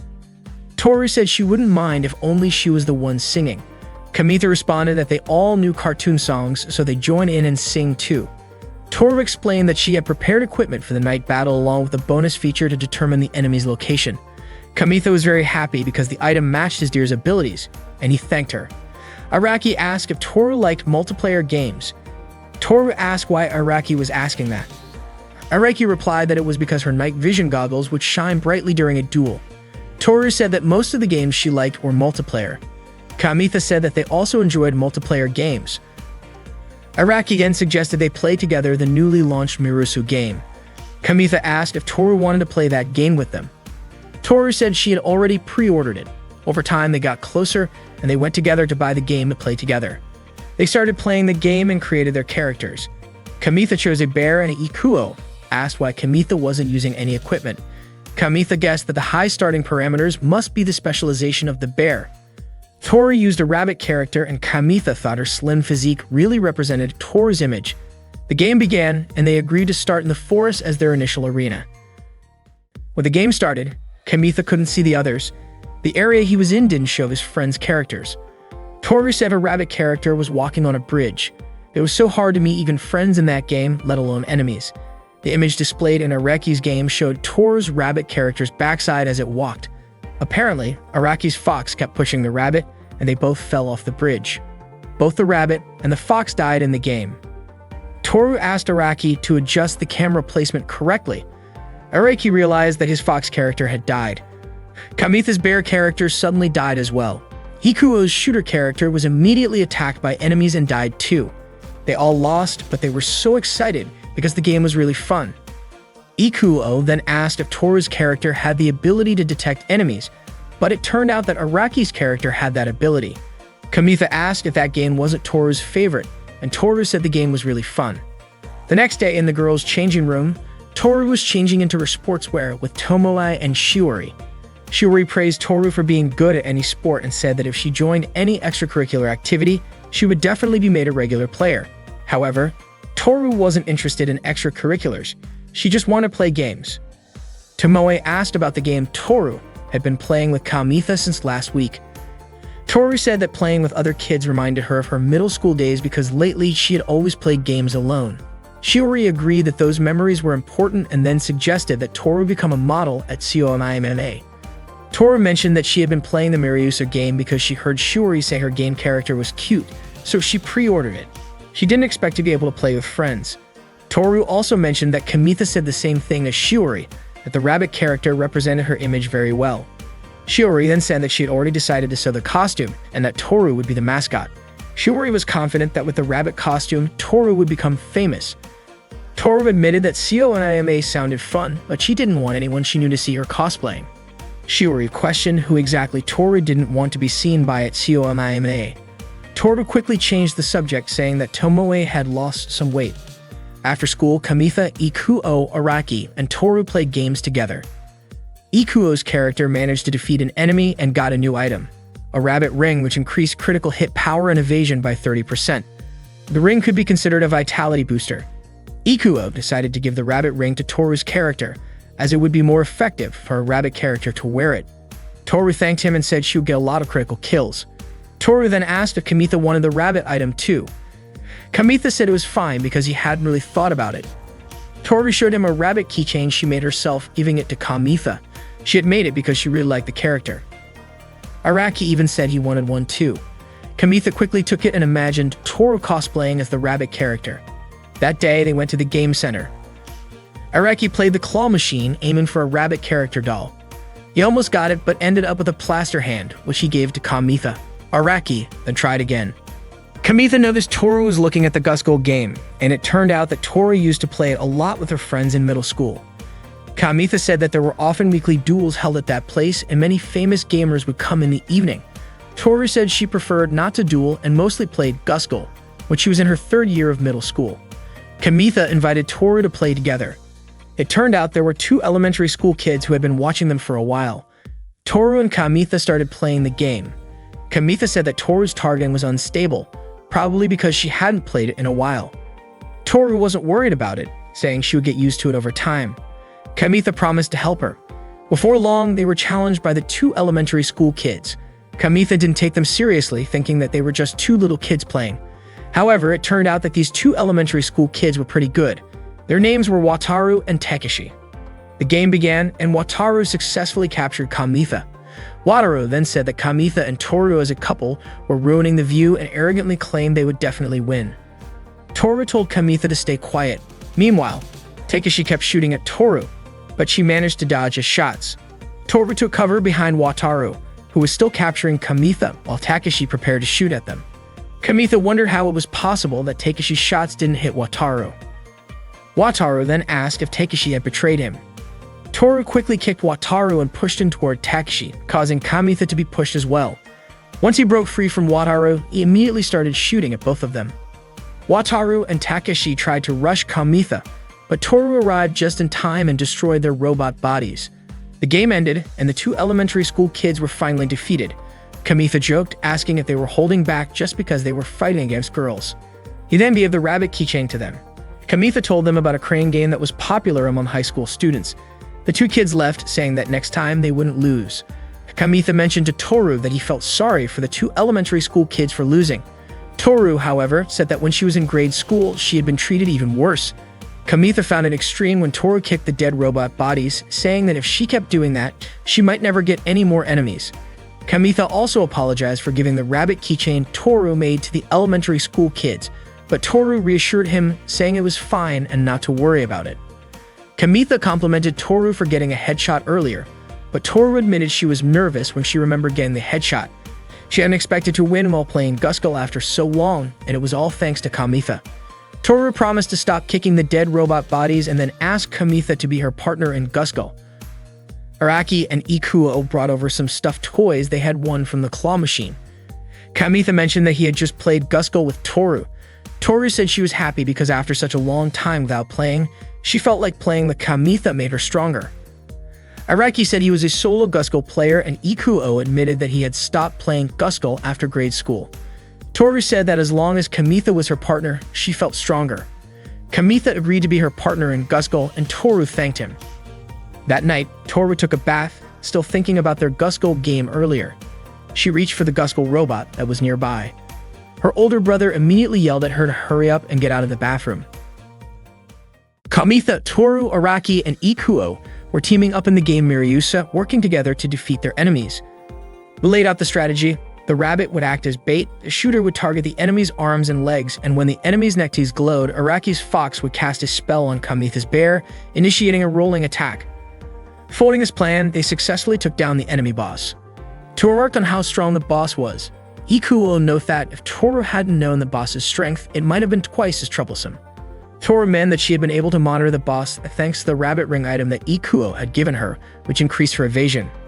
Ikuo felt is spot on to have given it to Toru. That day to the physical education class, so she headed back to class first, with Araki thanking her as she left. Before departing, Guru invited Kamitha to play Guskull after school, and he agreed, saying he'd wait for her at the school gate later. Araki then asked Mida had been going to the game center so often lately. Kamitha explained that been playing Guskull every day to the point where his wallet was getting thin. Ikuo commented that due together in the game made it end quickly. Araki suggested that maybe Mida wasn't interested in other games and proposed they play something that didn't cost much. Kamitha agreed and asked if he knew of a game center that offered Game Grabbed. Ikuo mentioned that it wasn't tillable in Kibito, so Kamitha would need to find a substitute game as his partner. Kamitha then asked if Ikuo would with him. Ikuo replied that he'd been playing a lot lately and wanted to study at home that day. At the game center, Kamitha tried Toru to play another game. He suggested they try the bus stop game and explain how to score points. However, Toru didn't seem interested and to play Guskull instead. At that time, Toru played Guskull with Iku, her partner. Araki was surprised that they won, even though it was their first time teaming up. Ikuo was worried because Toru's playstyle, one-handed victory, could cause problems. Toru was indeed skilled, but it might make others like her. When their opponents lost, they immediately approached Toru, making Kamitha very concerned for her. Fortunately, the opponents just gave Toru a thumbs to Kamitha. This situation was more worrisome than Toru in the game. Kamitha overheard Kyoko and Makoto discussing their foe approach and greeted them. Suddenly, Makoto was startled and tried to hide. Kyoko introduced Makoto to Kamitha, mentioning that she was on disciplinary committee at school. Makoto was upset that Kyoko had revealed this. Kamitha remarked it wouldn't be good if Ruise, the head of the disciplinary committee, found out, but Kyoko assured him that Kamitha would keep it a secret. Makoto said it was fine. She was accompanying Kyoko because she was worried about delinquents, and protecting a student from incidents was part of the disciplinary committee's role. Toru then approached them and Kyoko greeted her. Kamitha asked if Toru lost her game. It turned out Toru was going to a ring session afterward, located near Thacian. Kyoko mentioned that the tutoring place was quite famous. Toru then said her guys. Kyoko commented that Toru was very pretty and asked Kamitha if Toru was a 30 student. Kamitha confirmed that she was a third year and a friend of his older sister Moe. He mentioned that he and Toru had been playing games together lately. Kyoko then, if Kamitha was also attending tutoring, warning that if he relaxed too much because he was a second year, he might not advance to the next grade. She even teased that they might be in the same class next year. After leaving the game, Sentimito went to Toru's tutoring place to pick up a brochure. Helner was thinking about what would happen if he attended the same tutoring place as Toru. Endly, Kamitha saw Ikuo, even though he had previously said he would study at home. Kamitha became anxious of what Ikuo was doing there. He was shocked to see Ikuo and Toru enter the ring place together. Kamitha couldn't believe what he had just seen. Upon arriving home, he asked Moe for her perspective.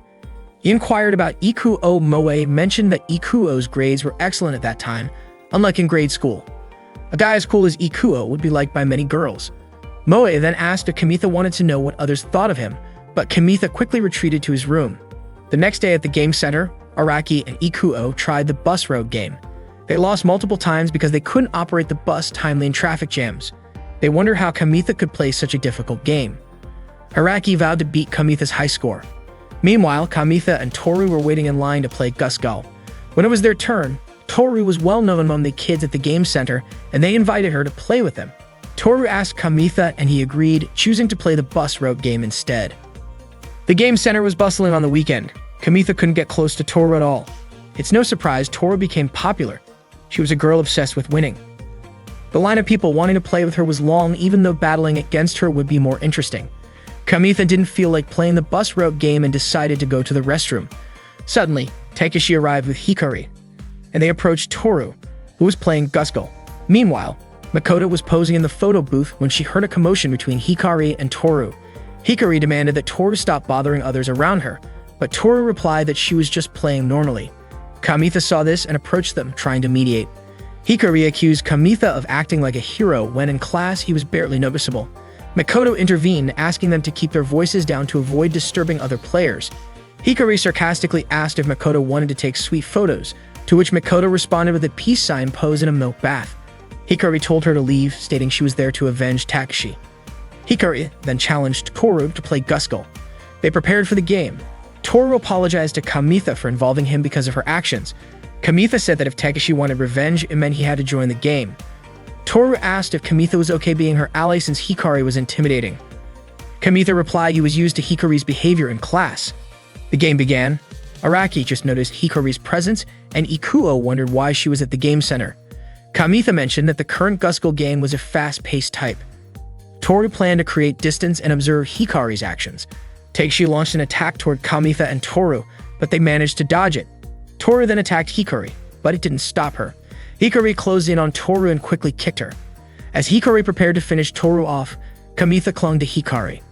After breaking free from Kamitha, Hikari searched for Toru, but Kamitha attacked again, luckily having a shield. Meanwhile, Makoto was shocked by her photo booth results showing her drenched in milk. She felt the photos resembled the main character from a picture book she had read before. Suddenly, someone mentioned that the book was titled The Princess and Her Milk Company. Makoto screamed in surprise upon seeing Ruize standing in front of her. Ruize asked if Makoto was taking photos at the game center and suggested she teach Makoto how a disciplinary committee member should spend their time.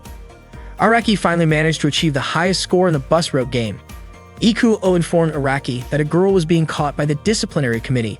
Kamitha mentioned that the girl was someone he knew, the same girl who had come to the game center the previous day. Makoto kept apologizing to Ruize for her mistake. Ikuo then asked if they should run away too. Araki wondered why the disciplinary committee wouldn't just leave game center enthusiasts alone. The Gusgul match ended and Hikari was finally defeated.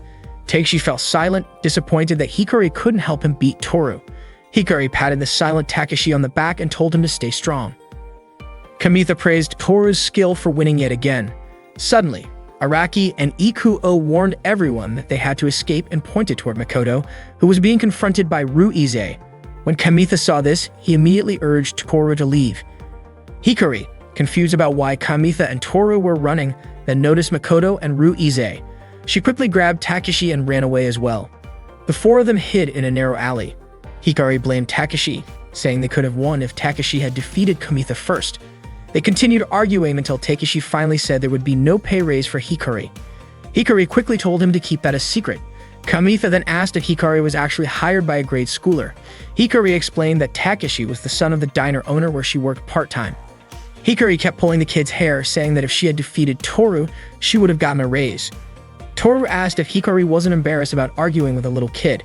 Hikari snapped back, saying she didn't want to hear that from Toru. As Hikari started to walk away, she warned Kamitha not to tell anyone that she had a part-time job. She also said that if Kamitha kept hanging out with Toru, this kind of trouble was just the beginning. Toru chose to leave as well. Kamitha offered her a break and invited her to a nearby cafe. While there, he asked about Toru's relationship with Hikari. Toru explained that Hikari was her junior in middle school, and they used to play at the game center together. They were actually friends back then. Suddenly, Toru's deer game reminder went off and she asked if she could feed her deer first. Kamitha agreed and apologized for asking about things that weren't his business. Toru said that thanks to Kamitha, she had way more fun playing games now than she did in middle school. Kamitha commented that both the Miryusa game and the deer game were amazing, but Toru said it wasn't about the game itself. It was about who she played it with. Out of nowhere, Toru's game notified her that she could breed her deer with another player's deer to produce a cute offspring. Toru asked Kamitha if they should try breeding their deer together. Kamitha asked if Toru's deer was female since his was male. Toru showed him that her deer had no antlers. Kamitha immediately apologized, realizing he had assumed Toru's deer was male. Toru asked again if Kamitha wanted to go through with it, and Kamitha agreed. They proceeded with the breeding process in the game. During the process, Kamitha kept controlling his male deer to press strength, speed, and technique icons to hit the target.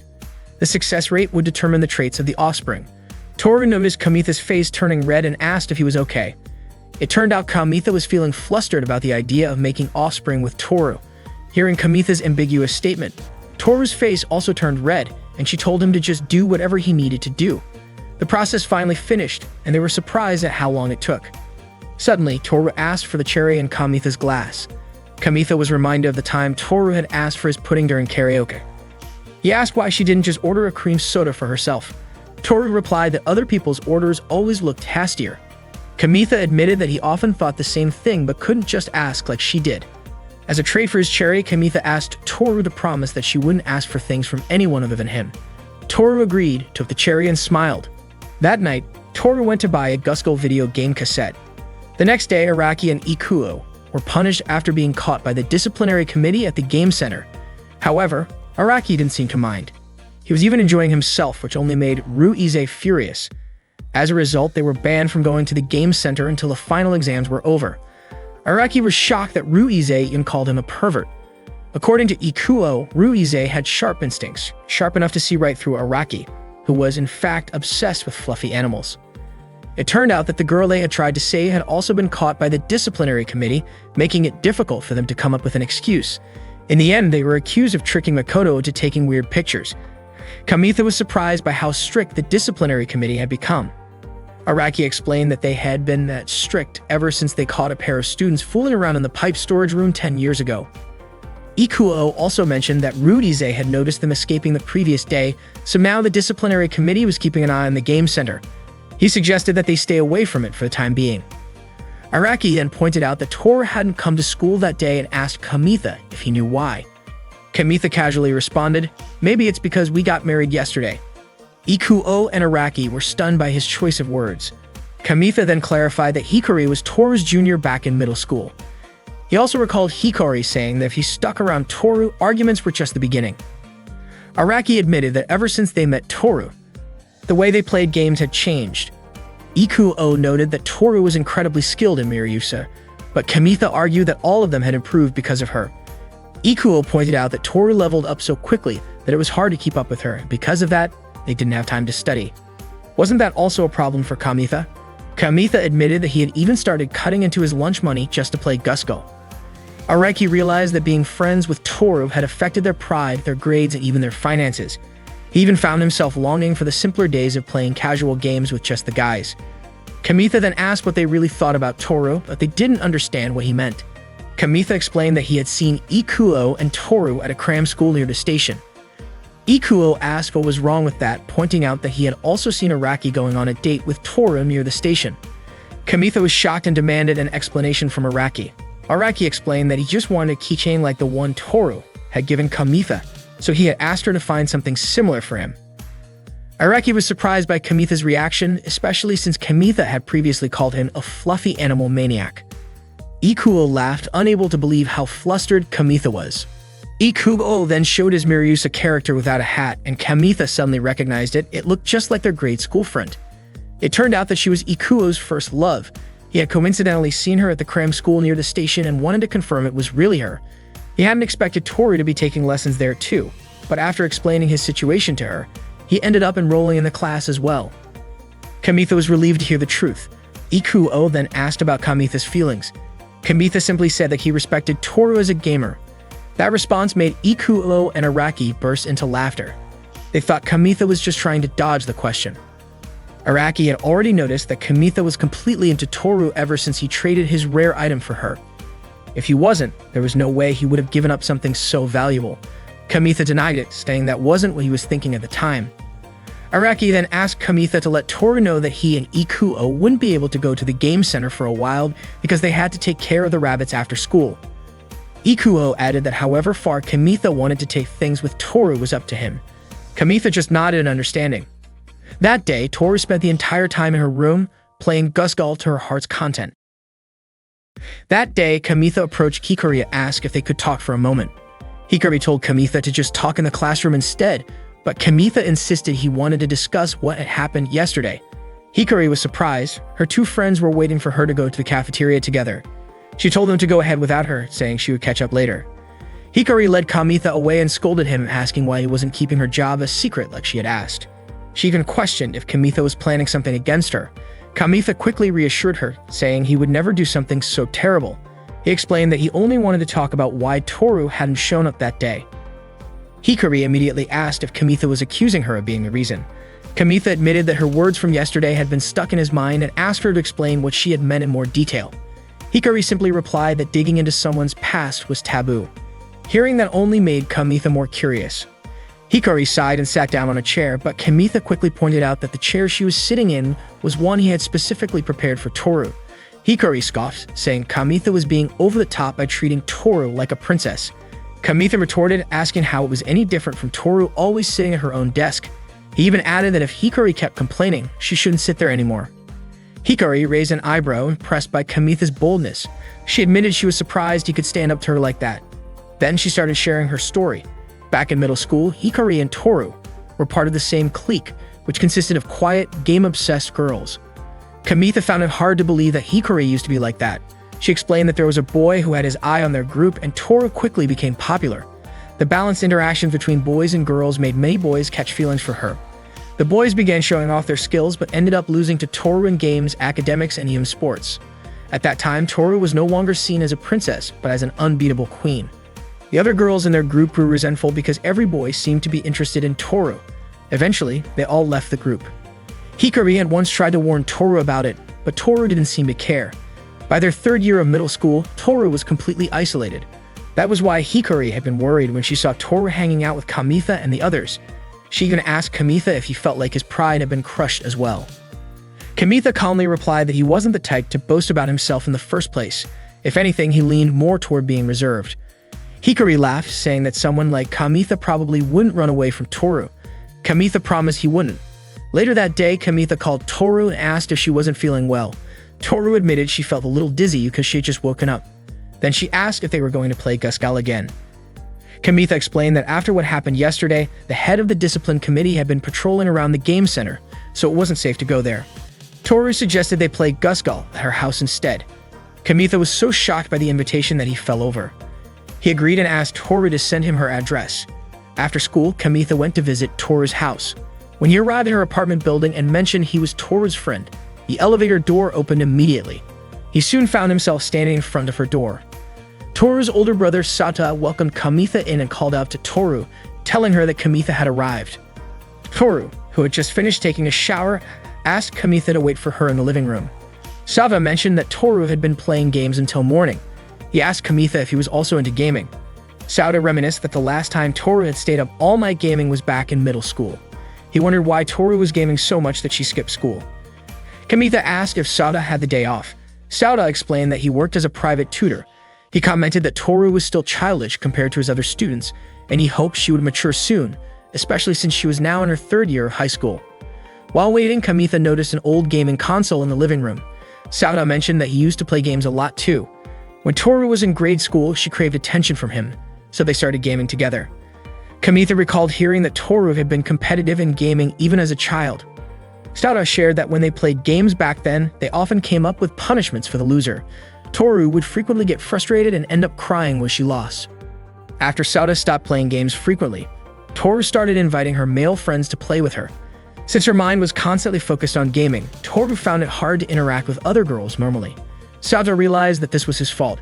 He thanked Tomoe for helping Toru finally have normal friends. Sauda then showed Kamitha a recording from Toru's grade school days, where she won a game quiz and received the gaming console, now sitting in the living room as a prize. Toru walked in carrying drinks and immediately turned off the recording.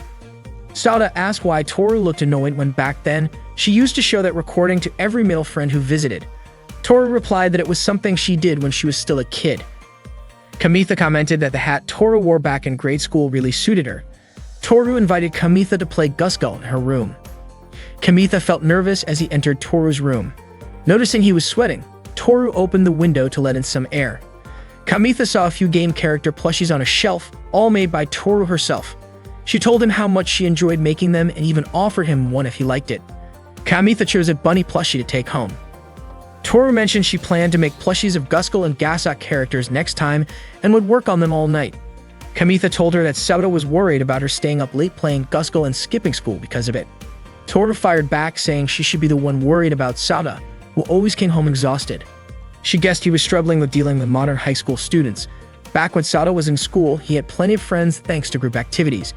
Even though things were tough for him now, he chose to keep going instead of giving up, and Toru said she couldn't understand why. She wondered if she would understand once she became a teacher herself. Kamitha was shocked to hear that Toru planned to become a teacher. He joked that she might end up being a quirky and unpredictable one. Toru shared that Sauda once told her she'd be good at a job requiring focus and high-level skills, but she still couldn't picture it, even though she was already a senior in high school. Kamitha suggested she could become a mascot maker since Takeshi seemed to like her keychain creations. After all, he hung one of her keychains on his belt. Toru complained that she couldn't defeat the new heavy armor boss in Gusgul. Kamitha realized that she had likely stayed up all night trying to beat it. Toru admitted she was still shaken after Hikari's kick in her last Gusgul session. At first, Toru just picked random opponents online, but she kept running into cheaters or overly emotional players, which stressed her out, so she switched to mission mode instead. It was a 4-player mission, which would have been easier if Ikuo and Araki had joined. Kamitha explained that Ikuo and Araki weren't allowed to visit the game center until final exams were over. They had also been punished with cleaning the rabbit cages at school, so they decided to take a break from gaming for now. Kamitha reassured Toru that he would play with her like usual. Toru felt like Kamitha was doing this because she had previously mentioned wanting to play Gusgul every day. Kamitha clarified that Ikuo and Araki had gotten into trouble trying to help Makoto. Toru suddenly recalled Hikari's words at the game center the other day and realized she and her friends wouldn't be able to play together for a while. Kamitha comforted her, saying they could all play together again once exams were over. Toru, however, didn't like the idea of taking Kamitha away from Ikuo and Araki. She asked Kamitha to leave her alone for the day. Grabbing her phone and wallet, Toru left the room. Kamitha asked if she was going to the game center and offered to accompany her. Toru declined, saying Kamitha didn't need to come with her. Kamitha then suggested they practice their Gusgul teamwork instead. Kamitha insisted he wouldn't leave her, almost following her into the bathroom. Sauda found it odd that the two of them seemed inseparable, even near the bathroom. Kamitha explained that he enjoyed playing with others at the game center more than playing alone. Toru reminded him that plenty of other people besides Kamitha played with her there. Toru called Hikari, wanting to settle things from the other day. She asked Hikari to meet her at the game center, but Hikari said she was busy with other matters. Toru then asked if this was just Hikari's way of avoiding her. Hikari explained that Toru seemed to have misunderstood her. She had only faced Toru because Takeshi had asked her to. She also questioned why she would go to the game center just because Toru asked her to. Hikari then added that she had stopped playing games since middle school and mentioned that Toru probably had better partners than her now. Before hanging up, Hikari ended by saying, "Good luck." Toru stepped out of the bathroom, only to find Kamitha leaning against the door. The door suddenly pushed him, making him stumble and causing Toru to jump in surprise. Kamitha asked if Toru wanted to check out a different game center, one that he used to frequent. He was eager to show her the place. When they arrived, Toru was surprised that such a place even existed. It turned out to be Kamitha's secret hangout when he was younger. The owner was a bit eccentric and had kept a vintage sliding ball game in the corner. Kamitha invited Toru to play a game with him. As they played, their bodies were close and Kamitha felt a bit flustered. However, they lost shortly after starting. Kamitha explained that it was hard to maneuver the joystick while they were standing so close to each other. Toru laughed and said Kamitha should have just told her to move over. Kamitha then suggested they try a soccer game. In this game, there were no offside rules or instant game overs. The goal was simply to kick the ball into the opponent's goal. They quickly got into it, eagerly competing to score goals. The game was simple, requiring only quick reflexes and hand speed. By the end of the game, Toru scored 3 goals, while Kamitha only managed 2. Toru was thrilled to have won the game. Kamitha joked that she was passing a ball too quickly, to which Toru responded that she got carried away with the excitement of passing. It was only then that Toru realized her finger was injured from playing. Kamitha immediately pulled out a bandage that Araki had given him at the game center when they had been playing the claw machine. At first, Toru brushed off the injury, saying it was nothing serious, but Kamitha pointed out that an untreated wound could lead to infection. Toru teased him, saying he seemed like a nurse. Kamitha gently applied the bandage to her injured finger, and Toru noticed that the design looked like a ring from a game. Kamitha handed her the remaining bandages to use in case she needed them later. Toru sighed and admitted that she was such a mess. She felt like she was causing her older brother Sata too much trouble, and now Kamitha was also worried about her skipping school. Kamitha reassured her, saying that Sata was kind-hearted. Even if Toru didn't think so, Kamitha guessed that Toru started playing games because she wanted to connect with her brother, or maybe she just admired him. Toru didn't deny it. She admitted that it was because of Sata that she always thought about gaming, which often led to her making mistakes. Kamitha mentioned that he had heard some stories about Toru's past from Hikari. Toru explained that she had been secretly gaming alone since the start of high school. By senior year, nothing had really changed, and it probably worried people around her. Kamitha told her that wasn't true, and that if he hadn't started playing Guskull with her, things might have been worse. Toru reflected on how important it was to not overdo things. She said she planned to take a break from gaming for a while. She then held up her bandaged finger and joked that she had received a rare ring item from Kamitha.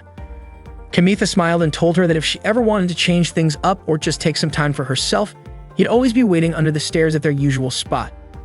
A few days later, Kamitha was lying alone on a bench under the stairs. He missed the old days when they would eagerly collect items together.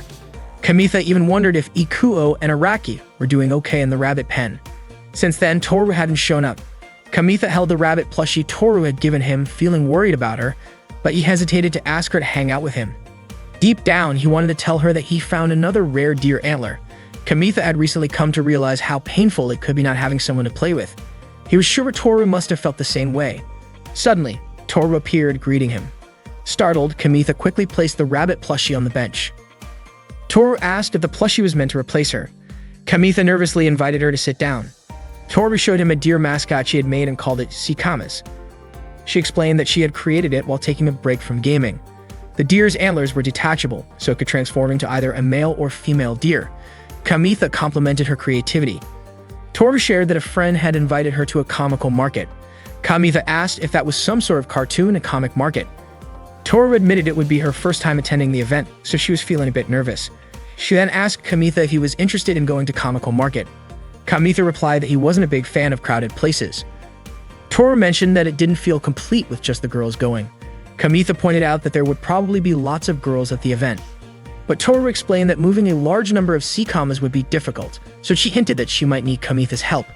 Toru moved closer to Kamitha, startling him, and showed him a comical market ticket. She asked if he would go with her. Kamitha chuckled, saying that going to the comical market together sounded a lot like a date. Toru, catching his humor, asked if he wanted to go on a date with her.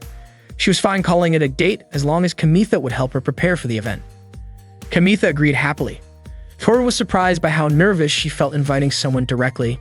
She admitted that while she often got asked out, it was a completely different feeling to be the one doing the asking. It even made her feel bad for the people she had turned down in the past. Kamitha decided to accompany Toru to the comical market. Suddenly, Shiori appeared, looking upset, with Tomoe trailing behind, trying to hold her back. Tomoe explained that she and Shiori had been worried, so they came to check on Toru and Kamitha. Shiori, visibly upset, blurted out her frustration. "I've always been the one inviting Toru, but she keeps turning me down." Then the moment Kamitha asks, she says yes right away. Toru quickly covered Shiori's mouth, telling Kamitha not to worry about it. She formally introduced Kamitha as her partner. Shiori introduced herself to Kamitha, but couldn't help asking what Toru meant by partner. Kamitha clarified that he was Toru's partner in Guskull. They teamed up in the game to take on opponents together. Since they were taking a break from gaming, Toru now called him her partner outside of games. Shiori still didn't fully understand, but one thing was clear. Toru and Kamitha were going to spend the entire day helping her. Toru would also be a model for Shiori at the comical market. Tomoe added that she would prepare plenty of lunch for everyone, though the event would likely be so busy they might not have time to eat. The day of the comical market finally arrived, and Kamitha went there with Tomoe. The comical market was bustling with people, reminding Kamitha of the time he and Tomoe got lost on Kibito Island. Tomoe asked Kamitha to stay close to her and let her know immediately if he needed to use the restroom. Kamitha panicked and begged her not to tell Toru about the time he wet himself in a crowd because he held it in too long. It had been his first trip to an amusement park, and although he had been excited, it ended in humiliation. Kamitha reassured her that he'd be fine because he was there to help Toru. They headed to Shiori's booth where Kamitha asked where Toru was. Toru was standing still at Shiori's booth looking downcast. She greeted Kamitha and Tomoe guessed she might be feeling unwell. Toru seemed unsure about her costume. Kamitha, however, was mesmerized by how smooth and delicate she looked. He asked what he should do. Shiori was selling her handmade costumes, while Kamitha was going to sell Toru's Sikamas dolls. Toru invited Kamitha to help assemble houses for the Sikamas. Shiori asked if Tomoe had tried on the costume she made. Tomoe admitted that she had made some adjustments at home. She promised to work hard not to lose to Toru. Kamitha and Toru finished their preparations and the 65th comical market was officially open as the clock struck 10. Shiori began to worry because Tomoe hadn't returned from the dressing room. She was convinced that Tomoe must have gotten lost. Shiori asked Kamitha and Toru to keep smiling despite the situation. The comical market was an animation-themed fair featuring booths that sold comics, games, costumes, animated merchandise, and more. It turned out that Tomoe really was lost. As she got close to Shiori's booth, she ran into someone cosplaying as Kibian and immediately went to greet them. Shiori was shouting to promote her costumes. The area was swarming with women, making it feel like a fashion island. Shiori encouraged Kamitha to shout enthusiastically too. Shiori called out to two girls passing by, Toka and Miu, and asked if they were interested in cosplay. Shiori offered Miu a bunny costume, saying it would look perfect on her because she was tall. Miu asked where she could even wear such a tight costume.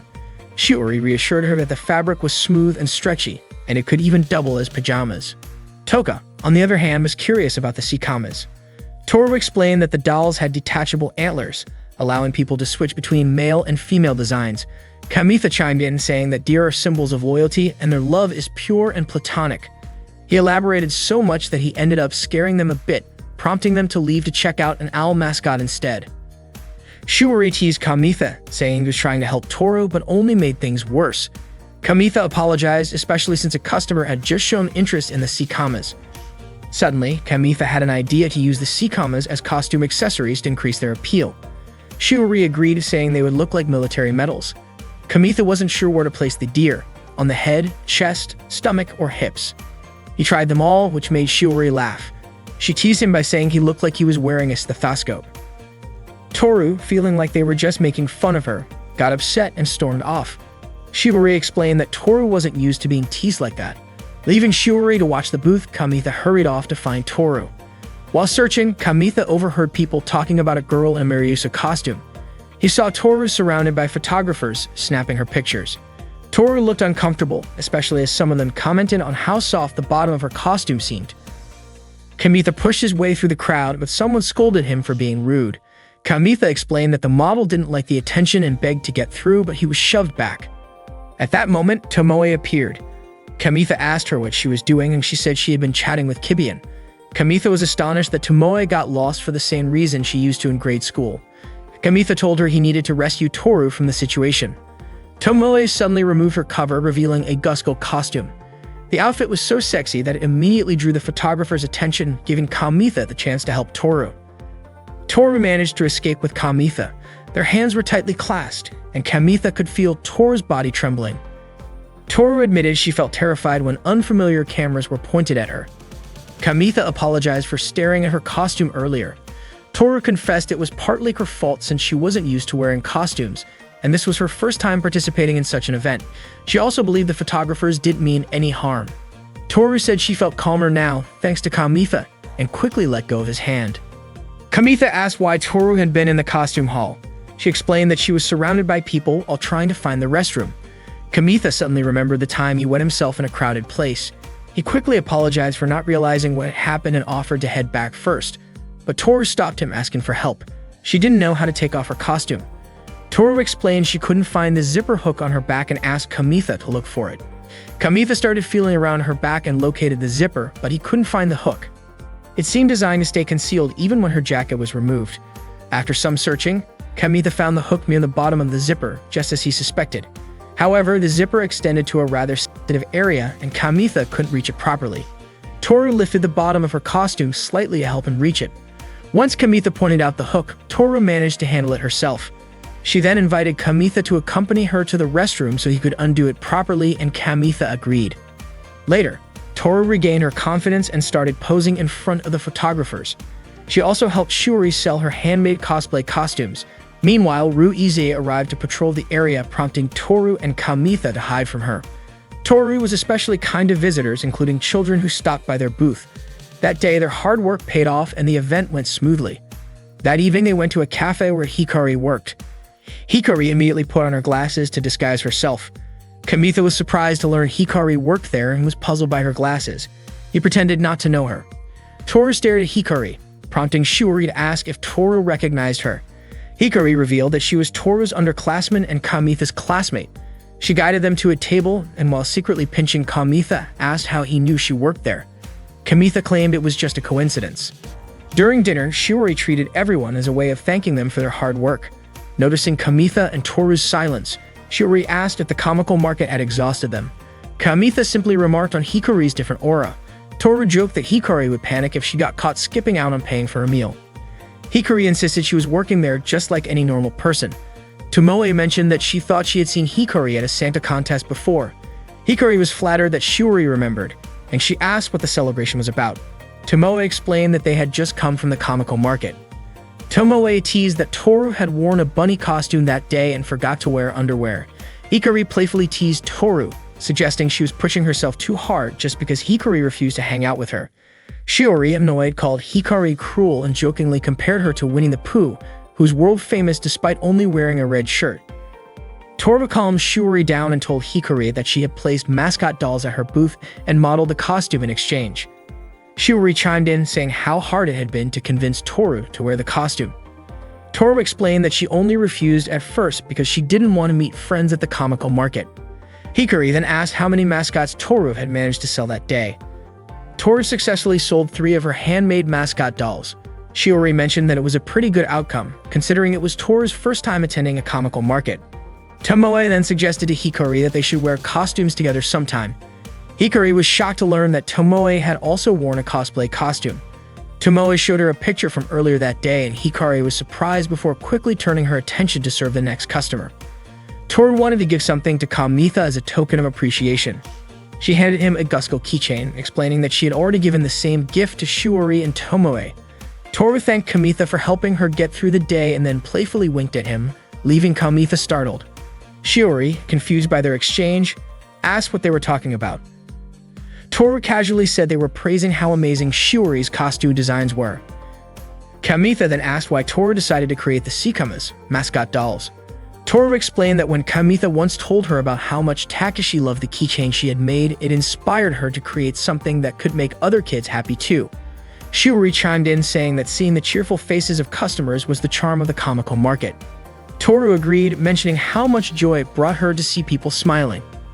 Kamitha told her that she was perfect for being a mascot maker. Toru brushed it off, saying it wasn't realistic, but admitted she had started to consider career options. For the first time, she envisioned a path that would create happy memories, unlike her middle school days.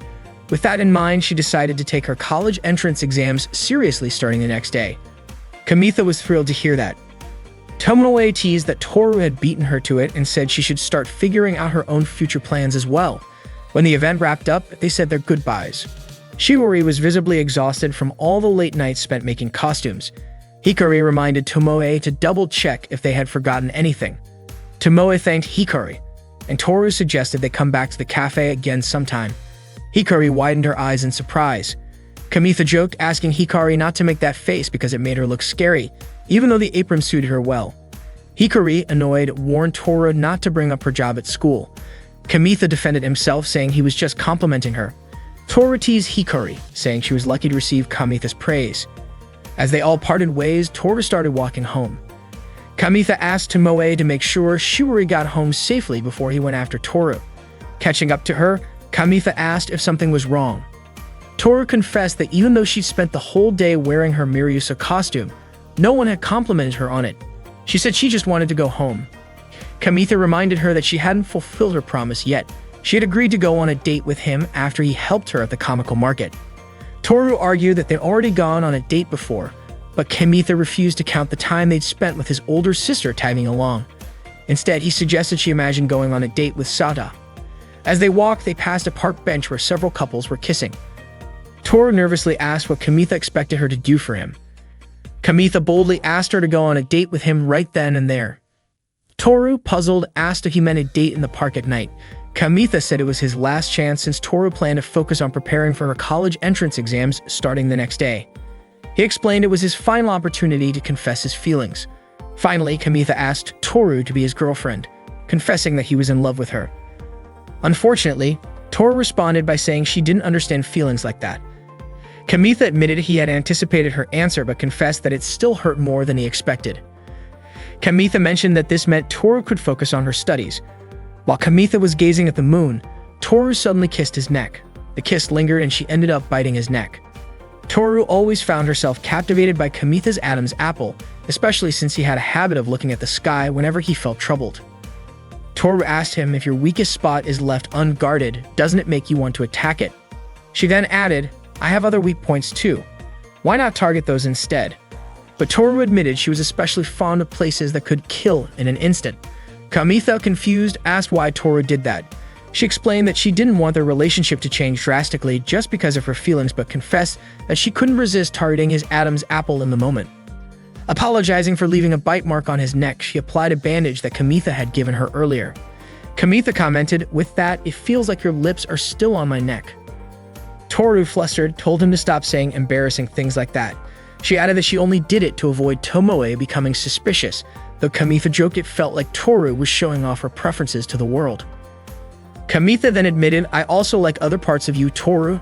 Toru, visibly moved, confessed that after her hallway conversation with Hikari, when she locked herself in the bathroom, and even during the times they were apart at the comical market, Kamitha had chased after her repeatedly. You're the only one who's ever done that for me, she said softly. She asked Kamitha to continue chasing her, to which he responded by pulling her into an embrace. They shared a kiss.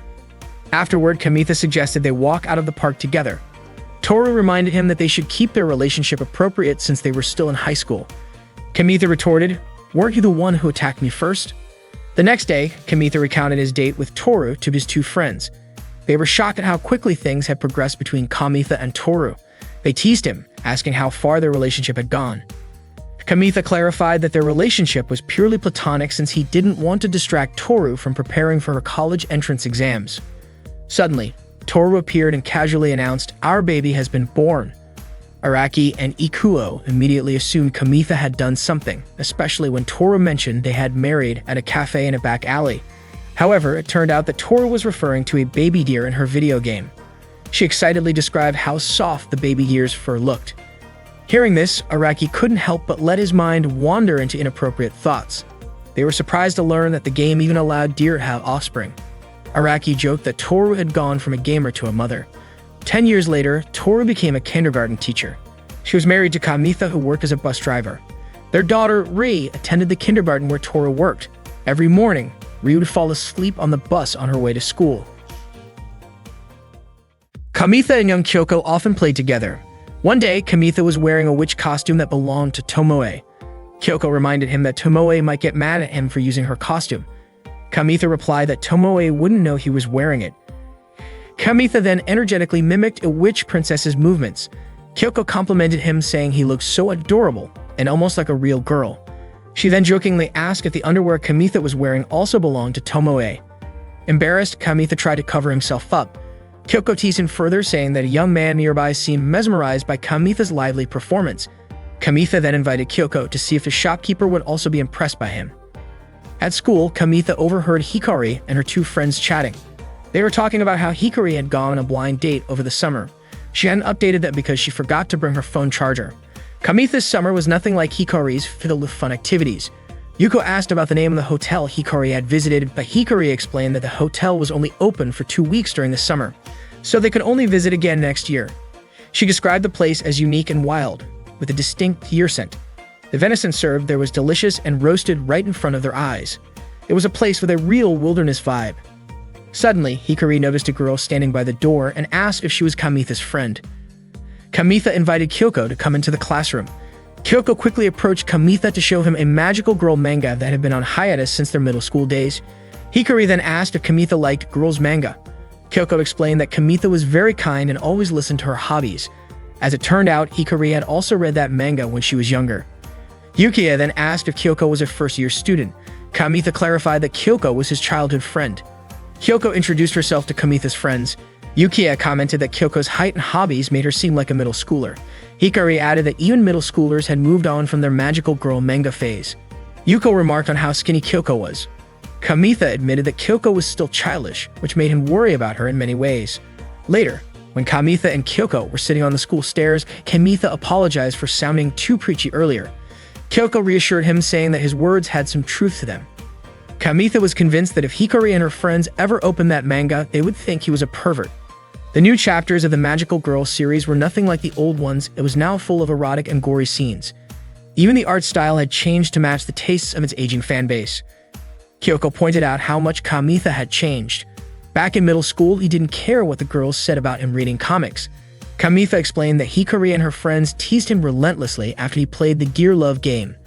He was sure they'd bully him for life if they found out he was reading a manga that was both erotic and gory. Suddenly, Tomoe appeared from the rooftop and greeted them. The leader of the nature club soon approached Tomoe, but she quickly walked away. The nature club leader then turned to Kamitha and made him swear to keep the fact that they had been on the rooftop a secret. He even threatened not to forgive Kamitha if he told anyone. Kyoko mentioned that the underwear Tomoe was wearing that day was surprising. Kamitha replied that he was already used to seeing it. Kyoko then teased him, asking if that was his taste and whether she should wear something similar. She speculated that the nature club leader had just confessed his feelings to Tomoe. Kamitha was sure the club leader hadn't even considered what underwear Tomoe was wearing. Kyoko asked why Kamitha didn't tell the club leader about it. After all, most guys would be curious about the underwear of a girl they liked. However, Kamitha refused to say anything. Kyoko then asked Kamitha to tell her more about it another time. Kamitha suggested she ask her own classmates instead. Before Kamitha left, Kyoko asked if he had any free time after school. Kamitha replied with a vague maybe. Kyoko then pointed out that Kamitha didn't have tutoring like Ikuo, and wouldn't be helping Araki in the rabbit pen either. Finally, Kamitha agreed to hang out with her after school. Kyoko wanted to go to a pancake shop to talk about the girl who worked there. Kamitha suggested she invite her female friends instead because having a guy there would stand out. However, Kyoko told him that his aura didn't feel masculine at all. Kamitha responded by saying he would prove his manliness. Suddenly, Kamitha noticed Takeshi teaching Rin how to do the Gasak transformation. Rin admitted she couldn't transform properly. Kamitha patted her head to comfort her, saying the game was challenging even for him.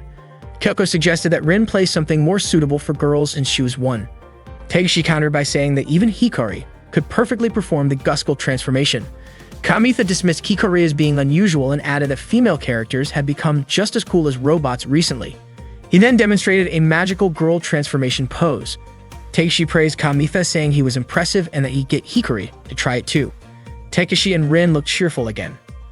Kyoko was surprised to see that Kamitha could pull off the latest magical girl poses. Kamitha admitted that he enjoyed making people laugh and happy. When they arrived at the pancake shop, Kamitha became the center of attention because he devoured so many pancakes. He asked Kyoko if he looked manly for eating so much, but Kyoko said he'd look more masculine if he had a girlfriend. She then brought up how Kamitha used to say he wanted a girlfriend in high school, just like Papru the magical girl. Kamitha laughed it off, saying he didn't dream about that anymore. Kyoko asked if Kamitha planned to confess his feelings to Hikari, suggesting he might like her. Kamitha denied it, saying it was impossible for him to fall for the most popular girl in school.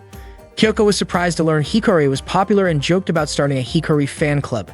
Kamitha felt like Kyoko was treating him like a middle schooler and pointed out that her behavior was why people often mistook her for one. Kamitha admitted he wasn't one of the popular guys at school. Kyoko disagreed, saying Kamitha was cool because she had seen him surrounded by girls while standing in front of the finals announcement board. She teased that the old Kamitha wouldn't have been able to play games with beautiful third-year girls. Embarrassed, Kamitha asked her to stop bringing it up and changed the subject to Kyoko instead. He expressed concern about whether she was making friends in high school. Kyoko assured him she wasn't a grade schooler anymore and that talking with him was what she enjoyed the most. Later, when Tomoe returned home, Kamitha had just finished showering. He asked her if the nature club leader had once again confessed to her on the school rooftop earlier that day, which would make it the 8th time. Tomoe told Kamitha to forget about it and encouraged him to be bolder in confessing his feelings to the girl he liked, as high school wouldn't last forever. Kamitha replied that there wasn't any romance in his high school life. Tomoe revealed that the nature club leader had actually asked her to introduce him to Kyoko so they could go mountain climbing together. Kamitha panicked, but Tomoe laughed and said she was just joking. She teased him for obviously panicking and told him to be honest with his feelings. Tomoe then explained that the nature club leader had asked about the home club, saying he'd been tricked by them. The home club had claimed they could turn him into a man if he paid them, but now he wanted his money back. He had even cried while begging Tomoe for help since she was close to the home club president. Kamitha was curious about what the home club had done to make the nature club leader cry. Tomoe explained that the home club was made up of girls who bought second-hand clothes from students. It was well known among girls who needed pocket money. Tomoe herself had once sold an entire bag of socks for 10 yen. Kamitha suspected the business was shady. Tomoe asked what could possibly be suspicious about recycling second-hand clothes and even joked about asking Kyoko for her old socks. Meanwhile, Kyoko couldn't stop thinking about Kamitha's comment that her behavior made people often mistake her for a middle schooler. She tried tying her hair differently, but it didn't seem to make much of a difference. She then glanced at her collection of magical girl manga. Gathering them all up, she decided to take them to the park. At the park, Rin greeted Kyoko, who seemed lost in thought. Rin assumed Kyoko wasn't feeling well. Kyoko greeted her back and asked why Rin was alone. Rin explained that Takeshi was practicing magical girl transformations with Hikari. Noticing the books Kyoko had brought, Rin asked about them. Kyoko said she was trying to donate the manga she had already read to the community center, but they didn't need them. Rin asked to take a look, and Kyoko told her she could take home as many as she wanted. When Rin opened the books, she was startled. She said those mangas were inappropriate, and if her mom found out, she'd get in big trouble.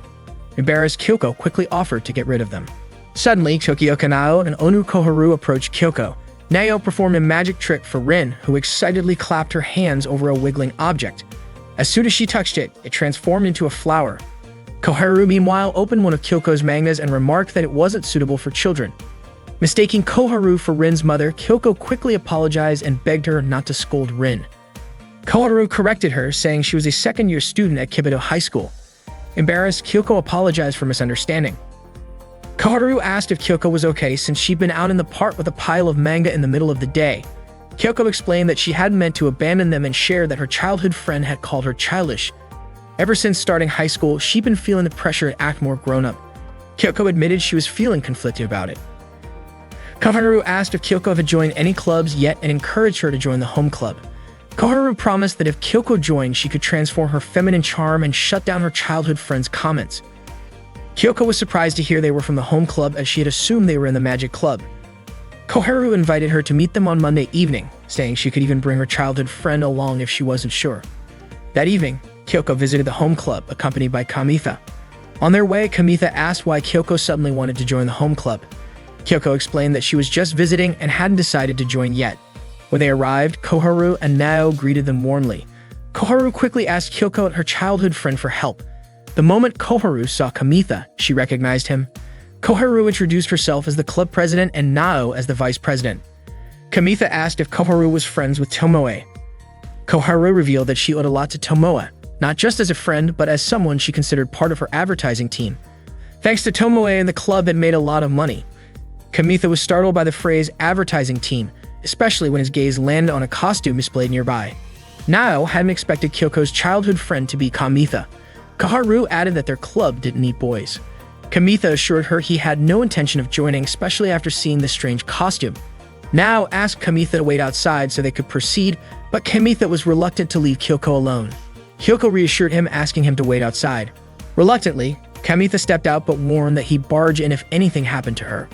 They quickly asked Kyoko to take off her outer layer of clothing, especially since it was a full moon that night, an ideal time for their ritual. After Kamitha finished arranging the chairs, the girls emerged from their room. All three were wearing kimonos and carrying dango.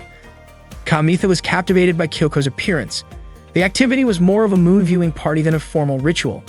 Kamitha wondered aloud if they always went to such lengths to be this meticulous. Koharu explained that their approach was practical.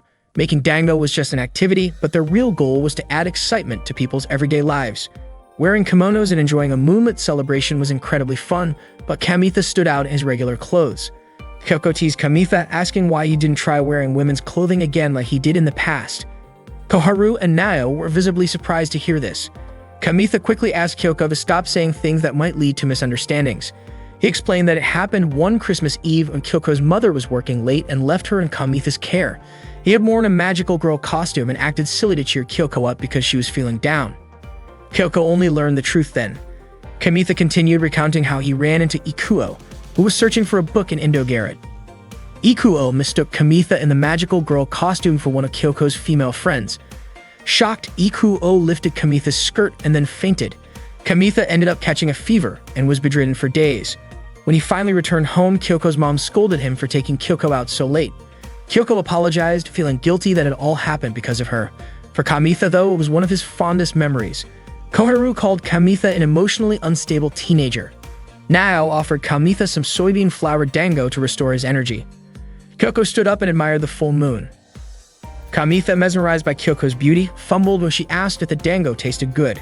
Instead of answering right away, he blurted out, "You're so beautiful." Realizing his mistake, he quickly corrected himself, saying the dango is really good. Kyoko was delighted to hear that, especially since she had helped make them. Nao took the chance to ask Kyoko if she'd like to join the home club. Kamitha suddenly questioned why the home club owned so many outfits for girls, saying he didn't want Kyoko joining a suspicious club. Koharu got annoyed and protested that their club wasn't suspicious at all. At that moment, Shiori arrived, saying she would explain everything. Shiori had come to the club because she had overheard Nao and Koharu arguing over whether to use soybean flour or red bean paste as the dango filling. Nao mentioned they ended up choosing soybean flour. Shiori explained that Koharu became the president of the club in the second semester, though Koharu always called Shiori president. Shiori then asked if Kamitha was the one who used to play games with Toru under the stairs. Kamitha clarified that he and Toru only traded items. Shiori introduced herself as the former president of the home club. Kamitha realized that the president everyone referred to as Tomoe was actually Shiori. She revealed that their club often lacked funds for kimonos and dango, so they repurposed and sold secondhand items. Even the Santa costume Tomoe wore was handmade by Shiori to promote the club. Kamitha brought up something the outdoor club president had said about turning someone into a guy.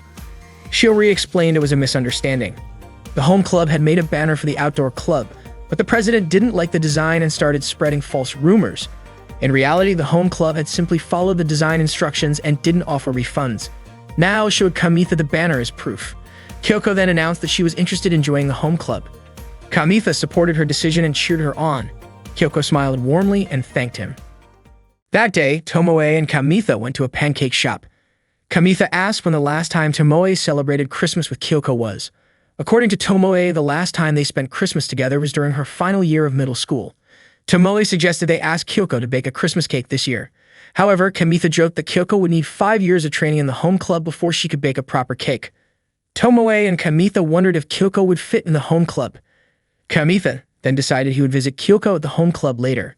That day, Ms. Masami announced plans to set up a venison stall for the Founders Festival. Ms. Masami asked Hikari if she thought wild venison was delicious. Hikari replied that she didn't know any easy way to source wild venison.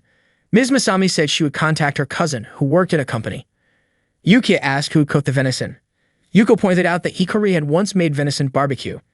Hikari admitted it was during summer vacation, so she didn't remember much. But Yuko was confident Hikari would recall the details once she started cooking.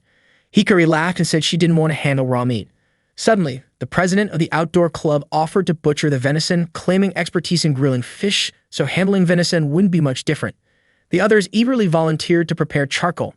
Hikari, confused, wondered how things had escalated when she hadn't even volunteered to cook. During lunch break, Yuko invited Hikari to watch boxing on Christmas Eve. Yuki asked if Hikari already had plans for the evening. Hikari mentioned she had dinner reservations at a luxury hotel, earning praise from her friends. Kamitha found it hard to believe someone had invited Hikari on a date. Just then, Ikuo approached Kamitha and apologized, saying he already had plans for Christmas Eve. Ikuo shared that he liked a girl he'd been interested in since grade school. He even took lessons just to be close to her, and they grew close over the summer. Ikuo admitted he found spending time with her more enjoyable than wrestling with Kamitha. Kamitha asked if Ikuo was sure about this, and Ikuo said he felt he was maturing. Kamitha congratulated him and said he would always support him. Kamitha's plans for Christmas Eve, it seemed, involved playing with rabbits alongside Araki. Ikuo suggested Kamitha attend a summer seminar, hinting that he might meet a cute girl there. Ikuo claimed he had seen someone there who resembled Hikari. Kamitha quickly told Ikuo to stop bringing up Hikari. Ikuo teased that maybe Kyoko was a better match for Kamitha. Kamitha dismissed the idea as impossible, but Ikuo insisted they were perfect for each other. Meanwhile, Ruizi asked the home club to decorate the Christmas tree. Koharu and Nao questioned why the head of the disciplinary committee was assigning the task to them.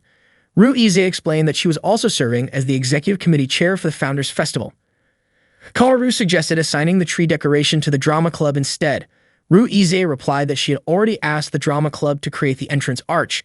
Nao proposed reusing last year's design, but Ruize revealed the school had been using that same design for 9 years straight. Nao and Koharu discussed their concerns. Ruize would likely provide a minimal budget. If the home club ran out of funds, they wouldn't be able to make mochi for New Year's. Ruize offered a deal and even brought up disciplinary reports about Shiori, the former home club president. Ruize read a complaint from May about a heater being left in the hallway. Koharu explained they had only placed it there temporarily while moving it to storage. Nao pointed out it was just used to warm mochi and potatoes, wondering what the issue was. Ruize argued it was a safety hazard, as someone might trip and get injured. Koharu laughed, finding it absurd that anyone could be that careless. Ruize insisted that rules were rules and declared the violation would be added to Shiori's disciplinary record as the club president at the time. Ruize even threatened to reveal all the complaints against the home club, making it clear she intended to tarnish Shiori's record because of Koharu and Nao. Ruize warned that if the home club didn't meet her request, she would report them to the student counselor. Koharu couldn't believe how ruthless Ruize was. Smiling, Ruize reminded them to have the Christmas tree design ready by next week before leaving. That afternoon, Kamitha visited the home club and found Kyoko asleep in a revealing costume. Kamitha was startled, which woke Kyoko up. Seeing Kamitha's flushed face, Kyoko asked why he looked so embarrassed. Kamitha told her it was her fault for sleeping in such a sexy outfit. Kyoko didn't even realize she had fallen asleep and asked if her costume had gotten wrinkled. Kamitha reassured her it wasn't wrinkled and then laughed, leaving Kyoko confused. Kamitha asked why Kyoko was wearing that costume, and it turned out she was modeling it for the seniors who had made it. Noticing that Kyoko was also wearing a wig, Kamitha grew suspicious, wondering if the seniors were playing a prank on her. However, Kyoko confidently said that they wouldn't do such a thing and invited Kamitha to sit with her. Kyoko brought over some tea and homemade cake. When Kamitha tried it, he was surprised at how delicious it was. He asked where Koharu and Nao were, and Kyoko explained that the home club had suddenly been tasked with decorating the Christmas tree for the Founders' Festival, so they had gone to gather materials. Kamitha then asked what Kyoko would be doing for the festival. She said the home club typically sold cakes every year, and it was usually the first-year students who baked them. Kyoko admitted she didn't even know what her own cakes tasted like. Kamitha joked that it seemed like Kyoko might have developed a temporary allergy to cakes. Kyoko mentioned that she had been so tired from baking that she fell asleep while making tea for her seniors. After chatting, Kamitha thanked Kyoko and said goodbye. However, as Kyoko walked away, she suddenly tripped. The heels she was wearing were too high and dangerous. Kamitha insisted she take them off. He almost said something else to her but held back, still feeling too nervous. During lunch, Kamitha approached Hikari in the cafeteria. He asked her for recommendations on good date spots for Christmas Eve. Hikari was puzzled and wondered why Kamitha couldn't think of something on his own. Kamitha explained that he was planning to invite a girl on a pancake hunting date for Christmas Eve, but lately the girl had grown tired of cake. He added that he'd spent the entire week brainstorming a backup plan, but it was all useless. Hikari was surprised to hear that Kamitha was asking a girl out on a Christmas Eve date. She promised to guide Kamitha in the right direction. According to Hikari, modern girls dream of doing mature things for Christmas. Kamitha didn't understand what she meant by mature and quickly searched the term on his phone. Hikari's idea of mature activities included things like gazing at Kibito Tower at night from a cruise ship. However, Kamitha's search results showed listings for adult hotels, which shocked him. Realizing the misunderstanding, Hikari grabbed Kamitha's phone and was equally startled to see the recommendations. Kamitha then asked if Hikari was familiar with such places. Hikari replied that she was used to visiting those kinds of spots, leaving Kamitha bewildered. Later, Kamitha went to the home club and ran into Ruize, who looked upset as she was leaving.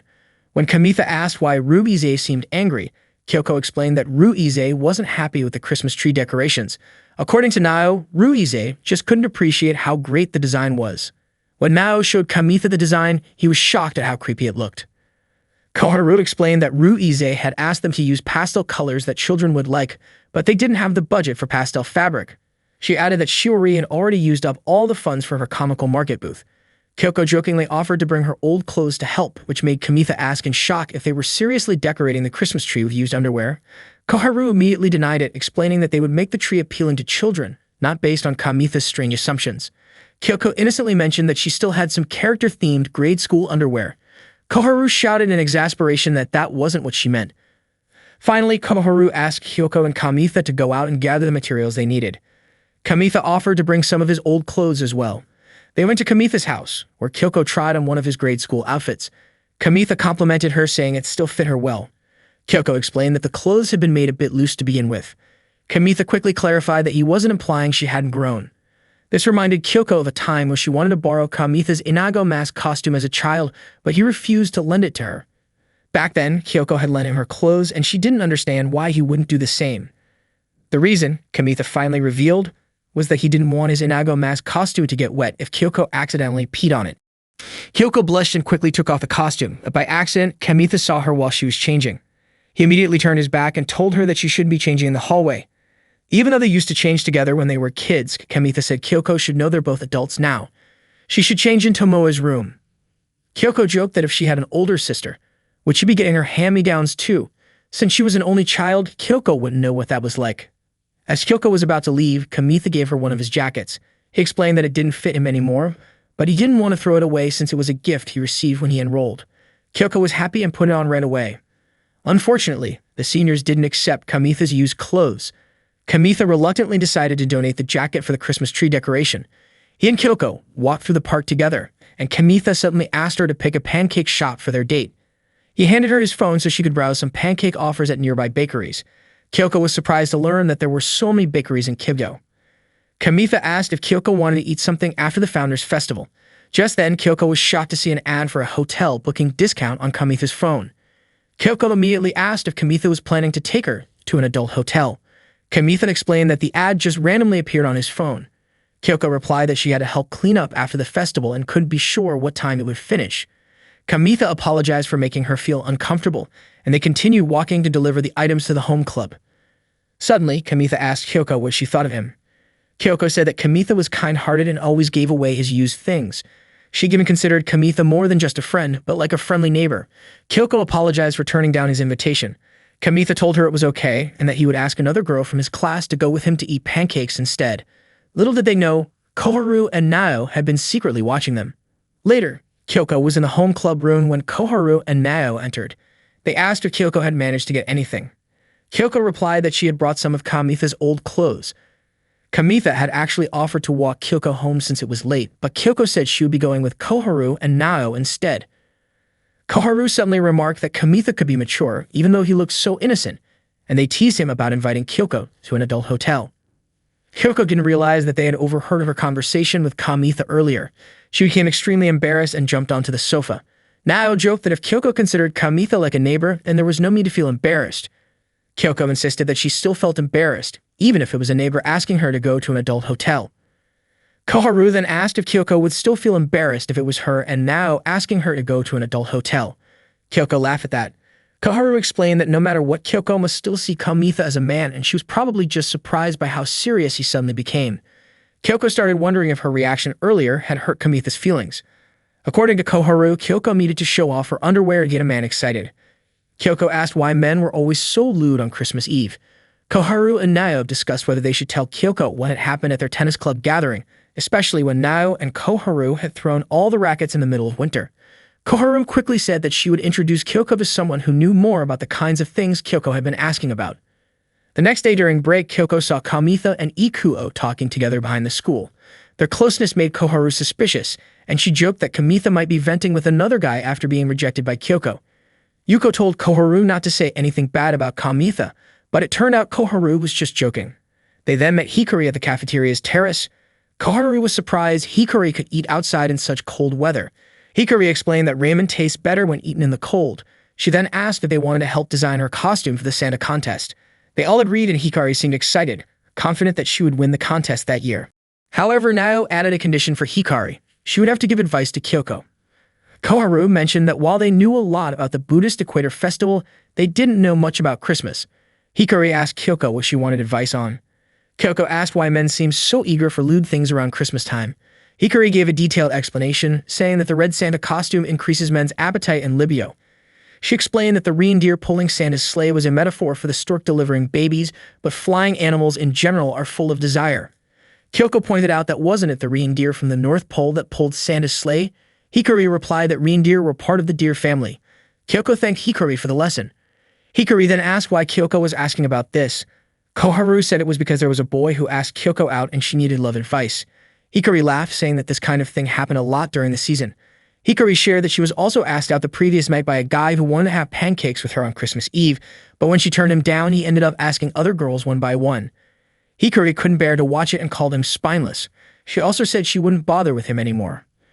Kyoko felt frustrated hearing that and quickly excused herself, saying she had other things to do. Koharu and Nao followed her, and Nao said that maybe Kamitha felt cornered after being rejected, but men like that needed to be taught a lesson. Koharu said that since Kamitha had vented to Ikuo, his desperation might have gone too far. Nao suggested that Kyoko should forget about him. Koharu even promised to make Kyoko a pillow with a handsome guy designed to cheer her up, and if she didn't like handsome guys, they could make it with cute kittens instead. Kyoko smiled, confident that Kamitha was too much of a coward to mess around with women. Even if Kamitha were desperate, you wouldn't ask Hikari out. Kyoko didn't mind who Kamitha dated, but she didn't want him to be mocked because of her. If that happened, she wouldn't know what to do. That night, Kyoko couldn't sleep. She got up and began knitting to calm herself down. That morning, Kyoko was about to head to school, feeling a bit drowsy. As she was crossing the street, a car ignored the traffic signs and almost hit her. Luckily, Kamitha quickly pulled her to the side of the road. They walked together to school. Kamitha asked if Kyoko was hurt. Kyoko said she was fine but admitted that she was exhausted from all the work in her home club, which had made her sleepy. Kamitha guessed that Kyoko was struggling to finish decorating the Christmas tree. Kyoko said that although the club had gathered all the necessary materials, the sheer amount of decorations they made had caused them to lose sleep. Kamitha advised her not to hurt herself. Kyoko promised to be more careful.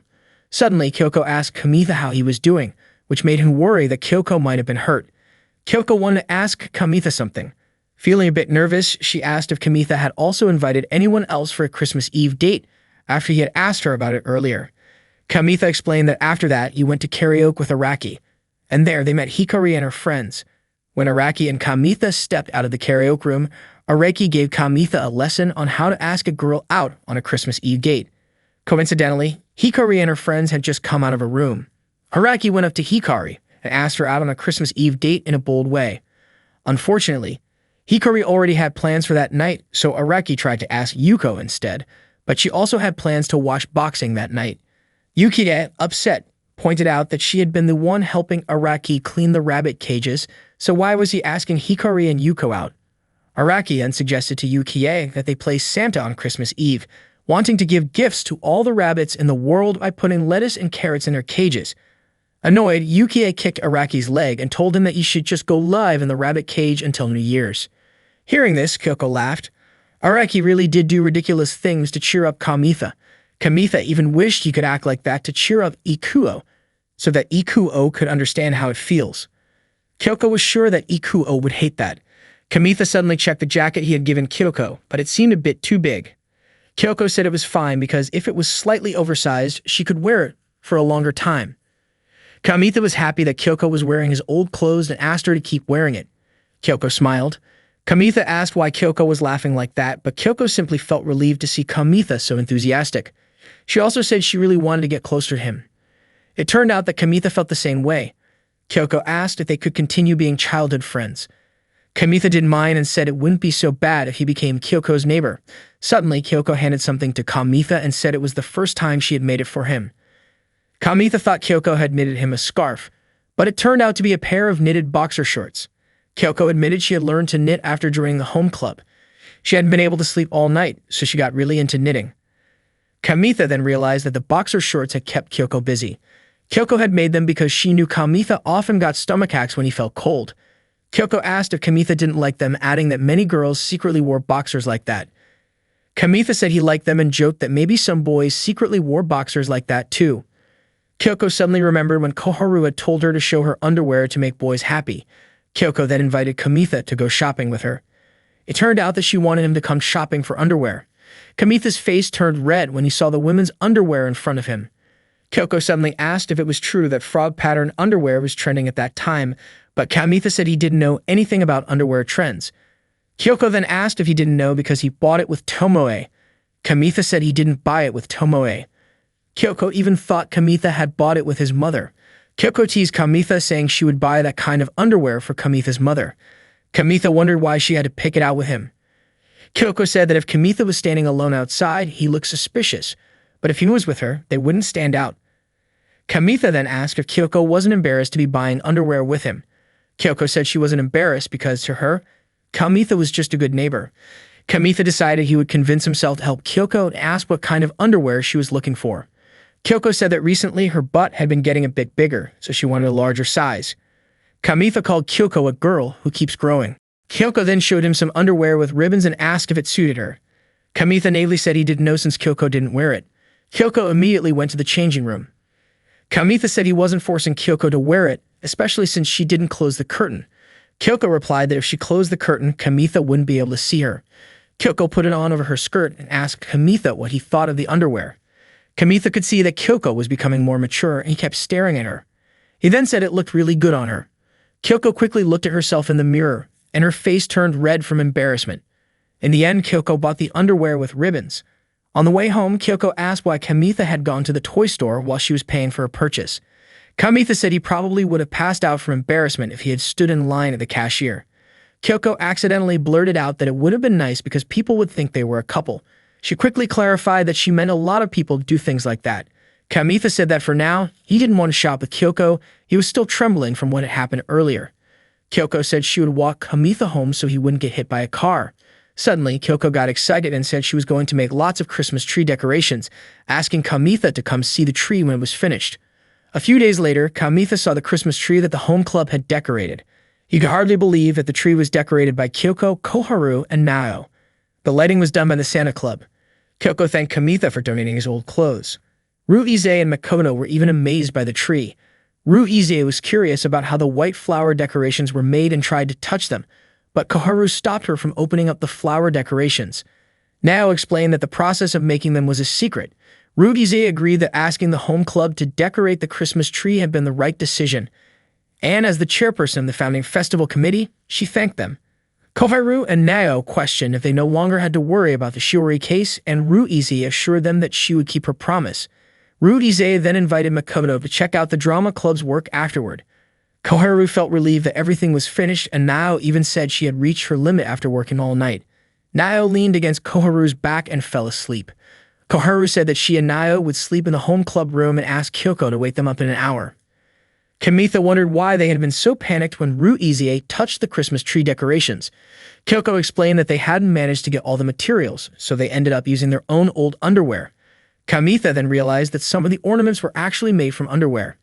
Kamitha called Kyoko amazing for not stopping, even when she had to tackle such difficult work. He patted Kyoko's head and said he could no longer think of her as a middle schooler. Kyoko was happy to hear this, and she realized that joining the home club had some benefits after all. She touched Kamitha's chest, making him feel awkward, and said she would also try her best tomorrow. Kamitha talked about the plan for tomorrow, and Kyoko assumed he was referring to a date invitation for Christmas Eve. Kyoko mentioned that she couldn't promise when the home club would be done cleaning up after the festival. Kamitha clarified that he wasn't talking about a date invitation and asked what the home club was doing tomorrow.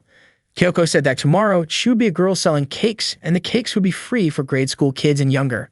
She also said she would give Kamitha some for free as an exception. Kamitha admitted he wasn't too thrilled about it, feeling like he was being treated like a grade schooler. He mentioned that his class was in a rush to prepare reindeer meat, so he wouldn't be able to help them much. Kyoko said she had to prepare the cakes quickly while Koharu and Nao were asleep.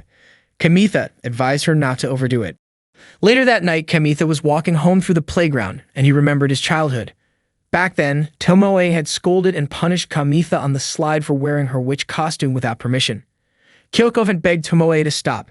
After Tomoe had punished him, Kyoko came over to check if Kamitha was okay. Suddenly, Kamitha saw someone wearing an Inago mask and doing transformation moves. Meanwhile, Shiori and Toru were cheering them on. It turned out to be Ikuo wearing the Inago mask. Kamitha was puzzled by what Ikuo was doing and wondered if Ikuo had retired from the Inago mask. Ikuo then threw himself down the slide, and Kamitha, Toru, and Shiori rushed over to him. Kamitha asked Toru what had happened. It turned out that during a rehearsal for the Santa contest, Ikuo had met him and borrowed the Inago mask. Ikuo said that everything was pointless because he had asked someone out on Christmas Eve, but was rejected. When they met at their tutoring session, Ikuo was so happy to talk to that girl again. But when they were in the same class for the summer seminar, Ikuo started liking her even more, and he didn't want to just be friends with her. Kamitha then suggested they wrestle together on Christmas Eve. Ikuo said it was pointless because of his current situation, and that he wasn't even worthy to compete with Kamitha in a wrestling match. Shiori said that because she had given him the Inago mask, Ikuo could cry as much as he wanted, but in return, he had to find his spirit again tomorrow. Toru said that a man without wounds just keeps running away from everything and men like that aren't cool. Shiori pointed out that Toru's words might lead to misunderstandings. Kamitha suddenly said that he wasn't surprised that people thought of him as just a good neighbor, and that at that moment, Ikuo wasn't a coward. In fact, Ikuo was more of a man than he was, and thanks to Ikuo, Kamitha felt inspired. Kamitha even said that he wanted to become a man like Ikuo. That night, the home club was busy making cakes. Kyoko suddenly remembered Kamitha's words, calling her amazing. She also thought about when they bought underwear at the store. Because she was thinking about it, she accidentally messed up her cake. The cake failed, and it was impossible to redo the cream. Koharu asked Kyoko to focus on the Founders Festival tomorrow because she wanted Shiori be able to eat the cake and pass without wording. Kyoko apologized. Koharu mentioned that they would hold a review meeting after the festival event. Nayo whispered to Kyoko that actually Koharu wanted to eat Odin with the swimming club. Koharu shouted for Nayo not to leak that plan, but in the process, Koharu accidentally messed up the cake as well. Nayo mentioned that last year they had been scared too. Koharu said that if they failed to make the cake 3 times, they would be taken to another world by Santa. Nayo also mentioned that antlers would gradually be planted on their heads, slowly turning them into reindeer. Kyoko was very frightened. Suddenly, there was a sound from behind the door, as if someone was coming. Kyoko opened the door and a female student rolled in. Koharu and Nayo were curious about who this student was. Nayo even thought she was an underling of the discipline committee chair. The girl said she couldn't find the home club and that she couldn't return to the swimming club looking like that. She was confused about what to do. Kyoko explained that this was the home club. The girl was relieved to finally find the home club. She came here to ask for soy sauce. Early the next morning, Kamitha was exercising in his room. He screamed because he remembered something. He wished he had known what it felt like to be rejected like that. Tomoe came into Kamitha's room after hearing his scream, thinking Kamitha had a bad dream. Tomoe asked what Kamitha was holding. Kamitha showed her the boxer and told Tomoe that he got it from Kyoko. Tomoe was shocked and said that her little brother had grown up. She said she would forget what just happened. Kamitha clarified that he hadn't done anything inappropriate. Tomoe told him not to ask his childhood friend to make boxers for him and to go find a girlfriend and ask her to make them for him. Kamitha said that if he asked, he'd be flatly rejected. Tomoe went back to her room, telling Kamitha not to scream again because their mom might worry. Kamitha then realized that the boxer was for men, and if Kyoko saw Kamitha as her female neighbor, then she shouldn't have needed the zipper hole on the boxer. Kamitha ran out of the house to go jogging, waiting for the sunrise. He promised himself that he wouldn't leave any regrets on that Christmas Eve, and his spirit truly burned with determination. The day of the Founders Festival arrived. That morning, Kyoko was getting ready to head to school. She said goodbye to her mother, telling her she would be home late because of club activities.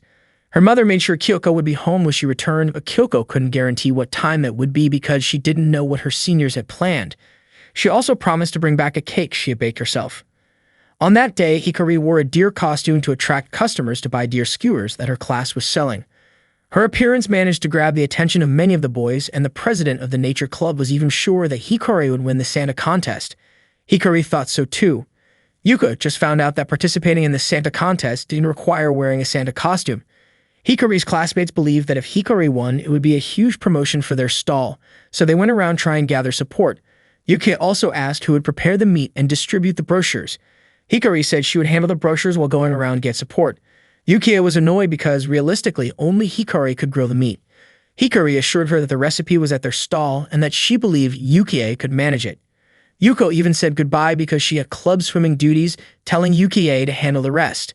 The friends at the stall urged Yuki to do something since she was the closest to Hikari. Yuki reluctantly started threading the deer meat onto skewers.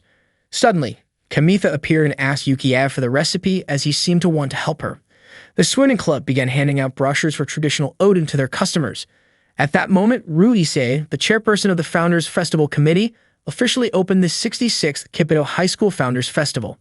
Christmas tree lights and fireworks were turned on, creating a lively atmosphere. Makoto was in charge of checking the products at each stall. She tried some of the deer skewers from Kamitha's class, and Yuki warned her to be careful since the deer meat was still hot. When Makoto tasted it, she was surprised because her tongue couldn't handle hot food. Kamitha asked if the deer skewers were cooked all the way through, and Makoto said they had passed the taste test from the discipline committee. Yuki thanked Kamitha for helping them finish everything before the festival opening. Kamitha downplayed it, saying it was no big deal and expressing more concern about whether Makoto was okay. Yukiya then asked if Kamitha was alright and why he wasn't chasing after Hikari. Kamitha replied that there was already someone else he liked. Yukiya guessed that the girl Kamitha liked was Kyoko, the first-year student. Kamitha was surprised that Yukiya could figure it out. Yukiya explained that she had noticed a slight change in Kyoko, and she was sure it was because of Kamitha. Yukiya thanked him again for making the deer skewers and told him that their stall was running smoothly, so he was free to go. She also encouraged him to introduce his girlfriend to Hikari to surprise her. Kyoko and her two seniors were selling cakes at their stall, and their sales were going well. Nao was confident that if their sales were good, they would be able to make a lot of mochi for the new year. Suddenly, Rin arrived at their stall. Nao remarked that Rin had successfully stopped being a crybaby. Kyoko praised Rin as an amazing girl and gave her a cake as a gift. Rin was delighted to see that the cake was decorated with strawberries. She thanked Kyoko, and Kyoko asked if Rin had come alone. Rin said she came with her older sister, who was busy working at the festival. Kyoko gave Rin another cake to give to her older sister, and Rin ran off happily. Koharu praised Kyoko for maturing. Kamitha approached the Home Economics Club's cake stall and called out to Kyoko. Koharu greeted him and reminded them they hadn't paid for the used clothes yet. Nao welcomed Kamitha with an offer to kiss him, but unfortunately, Kamitha walked straight toward Kyoko. Koharu gave Kyoko a comforting hug. Kyoko asked if Kamitha had come to ask for more cake, but Kamitha said he wanted to talk to Kyoko privately. However, Kyoko couldn't leave until after the festival ended. Kamitha suggested they talk afterward, but Kyoko explained that she had to attend the evaluation meeting after the festival. Kamitha then told her he would wait for her on the rooftop after the meeting. That evening, Ruize announced the winner of the Santa contest. The winner was Inago Mask, the Crimson Santa, another character played by Toru. Shiori was ecstatic and immediately hugged Toru. Toru herself was shocked to find out she had won. Hikari was completely stunned, especially since she lost to Inago Mask, who wasn't even wearing a mask. Ikuo couldn't believe that Toru had recreated the Crimson Santa without the mask from the final episode. Araki finally understood why Hikari had lost. Sada was so happy to see his little sister win the Santa contest that he quickly began recording the moment.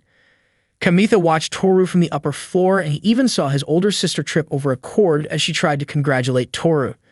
Ruize was very satisfied with the Christmas tree decorations done by the Home Economics Club.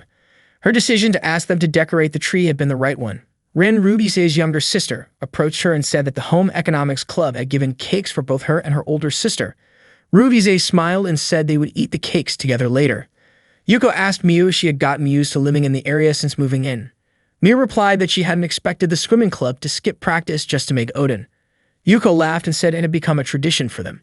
She even felt worried when they ran out of soy sauce the night before, but luckily, Miu had managed to save the day. Miu said she hadn't done much, she just asked the Home Economics Club for some soy sauce. Yuko then invited Miu to buy some deer skewers. Kyoko managed to buy oden from the swimming club before it all sold out. The members of the Home Economics Club gathered for their evaluation meeting. Nao said that the club's activities for the year were officially finished. According to Koharu, it had been a wonderful year, even though towards the end, Ruize made them work like slaves. What Kyoko found curious was why Ruize was so insistent on having them decorate the Christmas tree. Koharu explained that Ruize wasn't usually interested in costumes, but she was sure someone must have convinced her to do it. Nao jokingly called Ruize the puppet of some multi-level marketing person.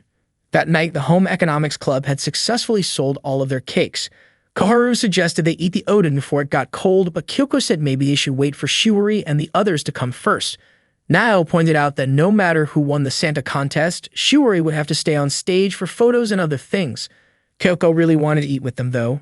Koharu then said that perhaps from that point on, Shiori would be busier preparing for college entrance exams.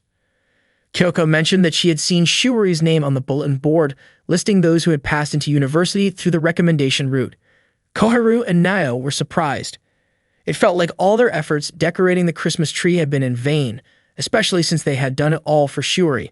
Koharu wondered why Shiori hadn't told them about it, then asked Kyoko why she didn't mention it when she found out. Kyoko explained that she had known about it since last week, but since the seniors were so busy working, she assumed they were doing it voluntarily. Koharu remarked that they definitely didn't seem to enjoy it. Nao said that the reason she hadn't been sleeping well lately was because she had been changing her pillow. Koharu then asked if Kyoko had been doing the same. Kyoko replied that she enjoyed it. She mentioned that making cakes, knitting, and everything else she was doing was fun. She even felt that the Home Economics Club had really helped her achieve big things and Kamitha had praised her. She also felt that Kamitha couldn't treat her like a middle schooler anymore. Koharu and Nayo were happy to hear that. However, for Kyoko, it still wasn't enough. Koharu then asked what made it not enough for her. Kyoko realized that there was something that made her even happier than receiving praise.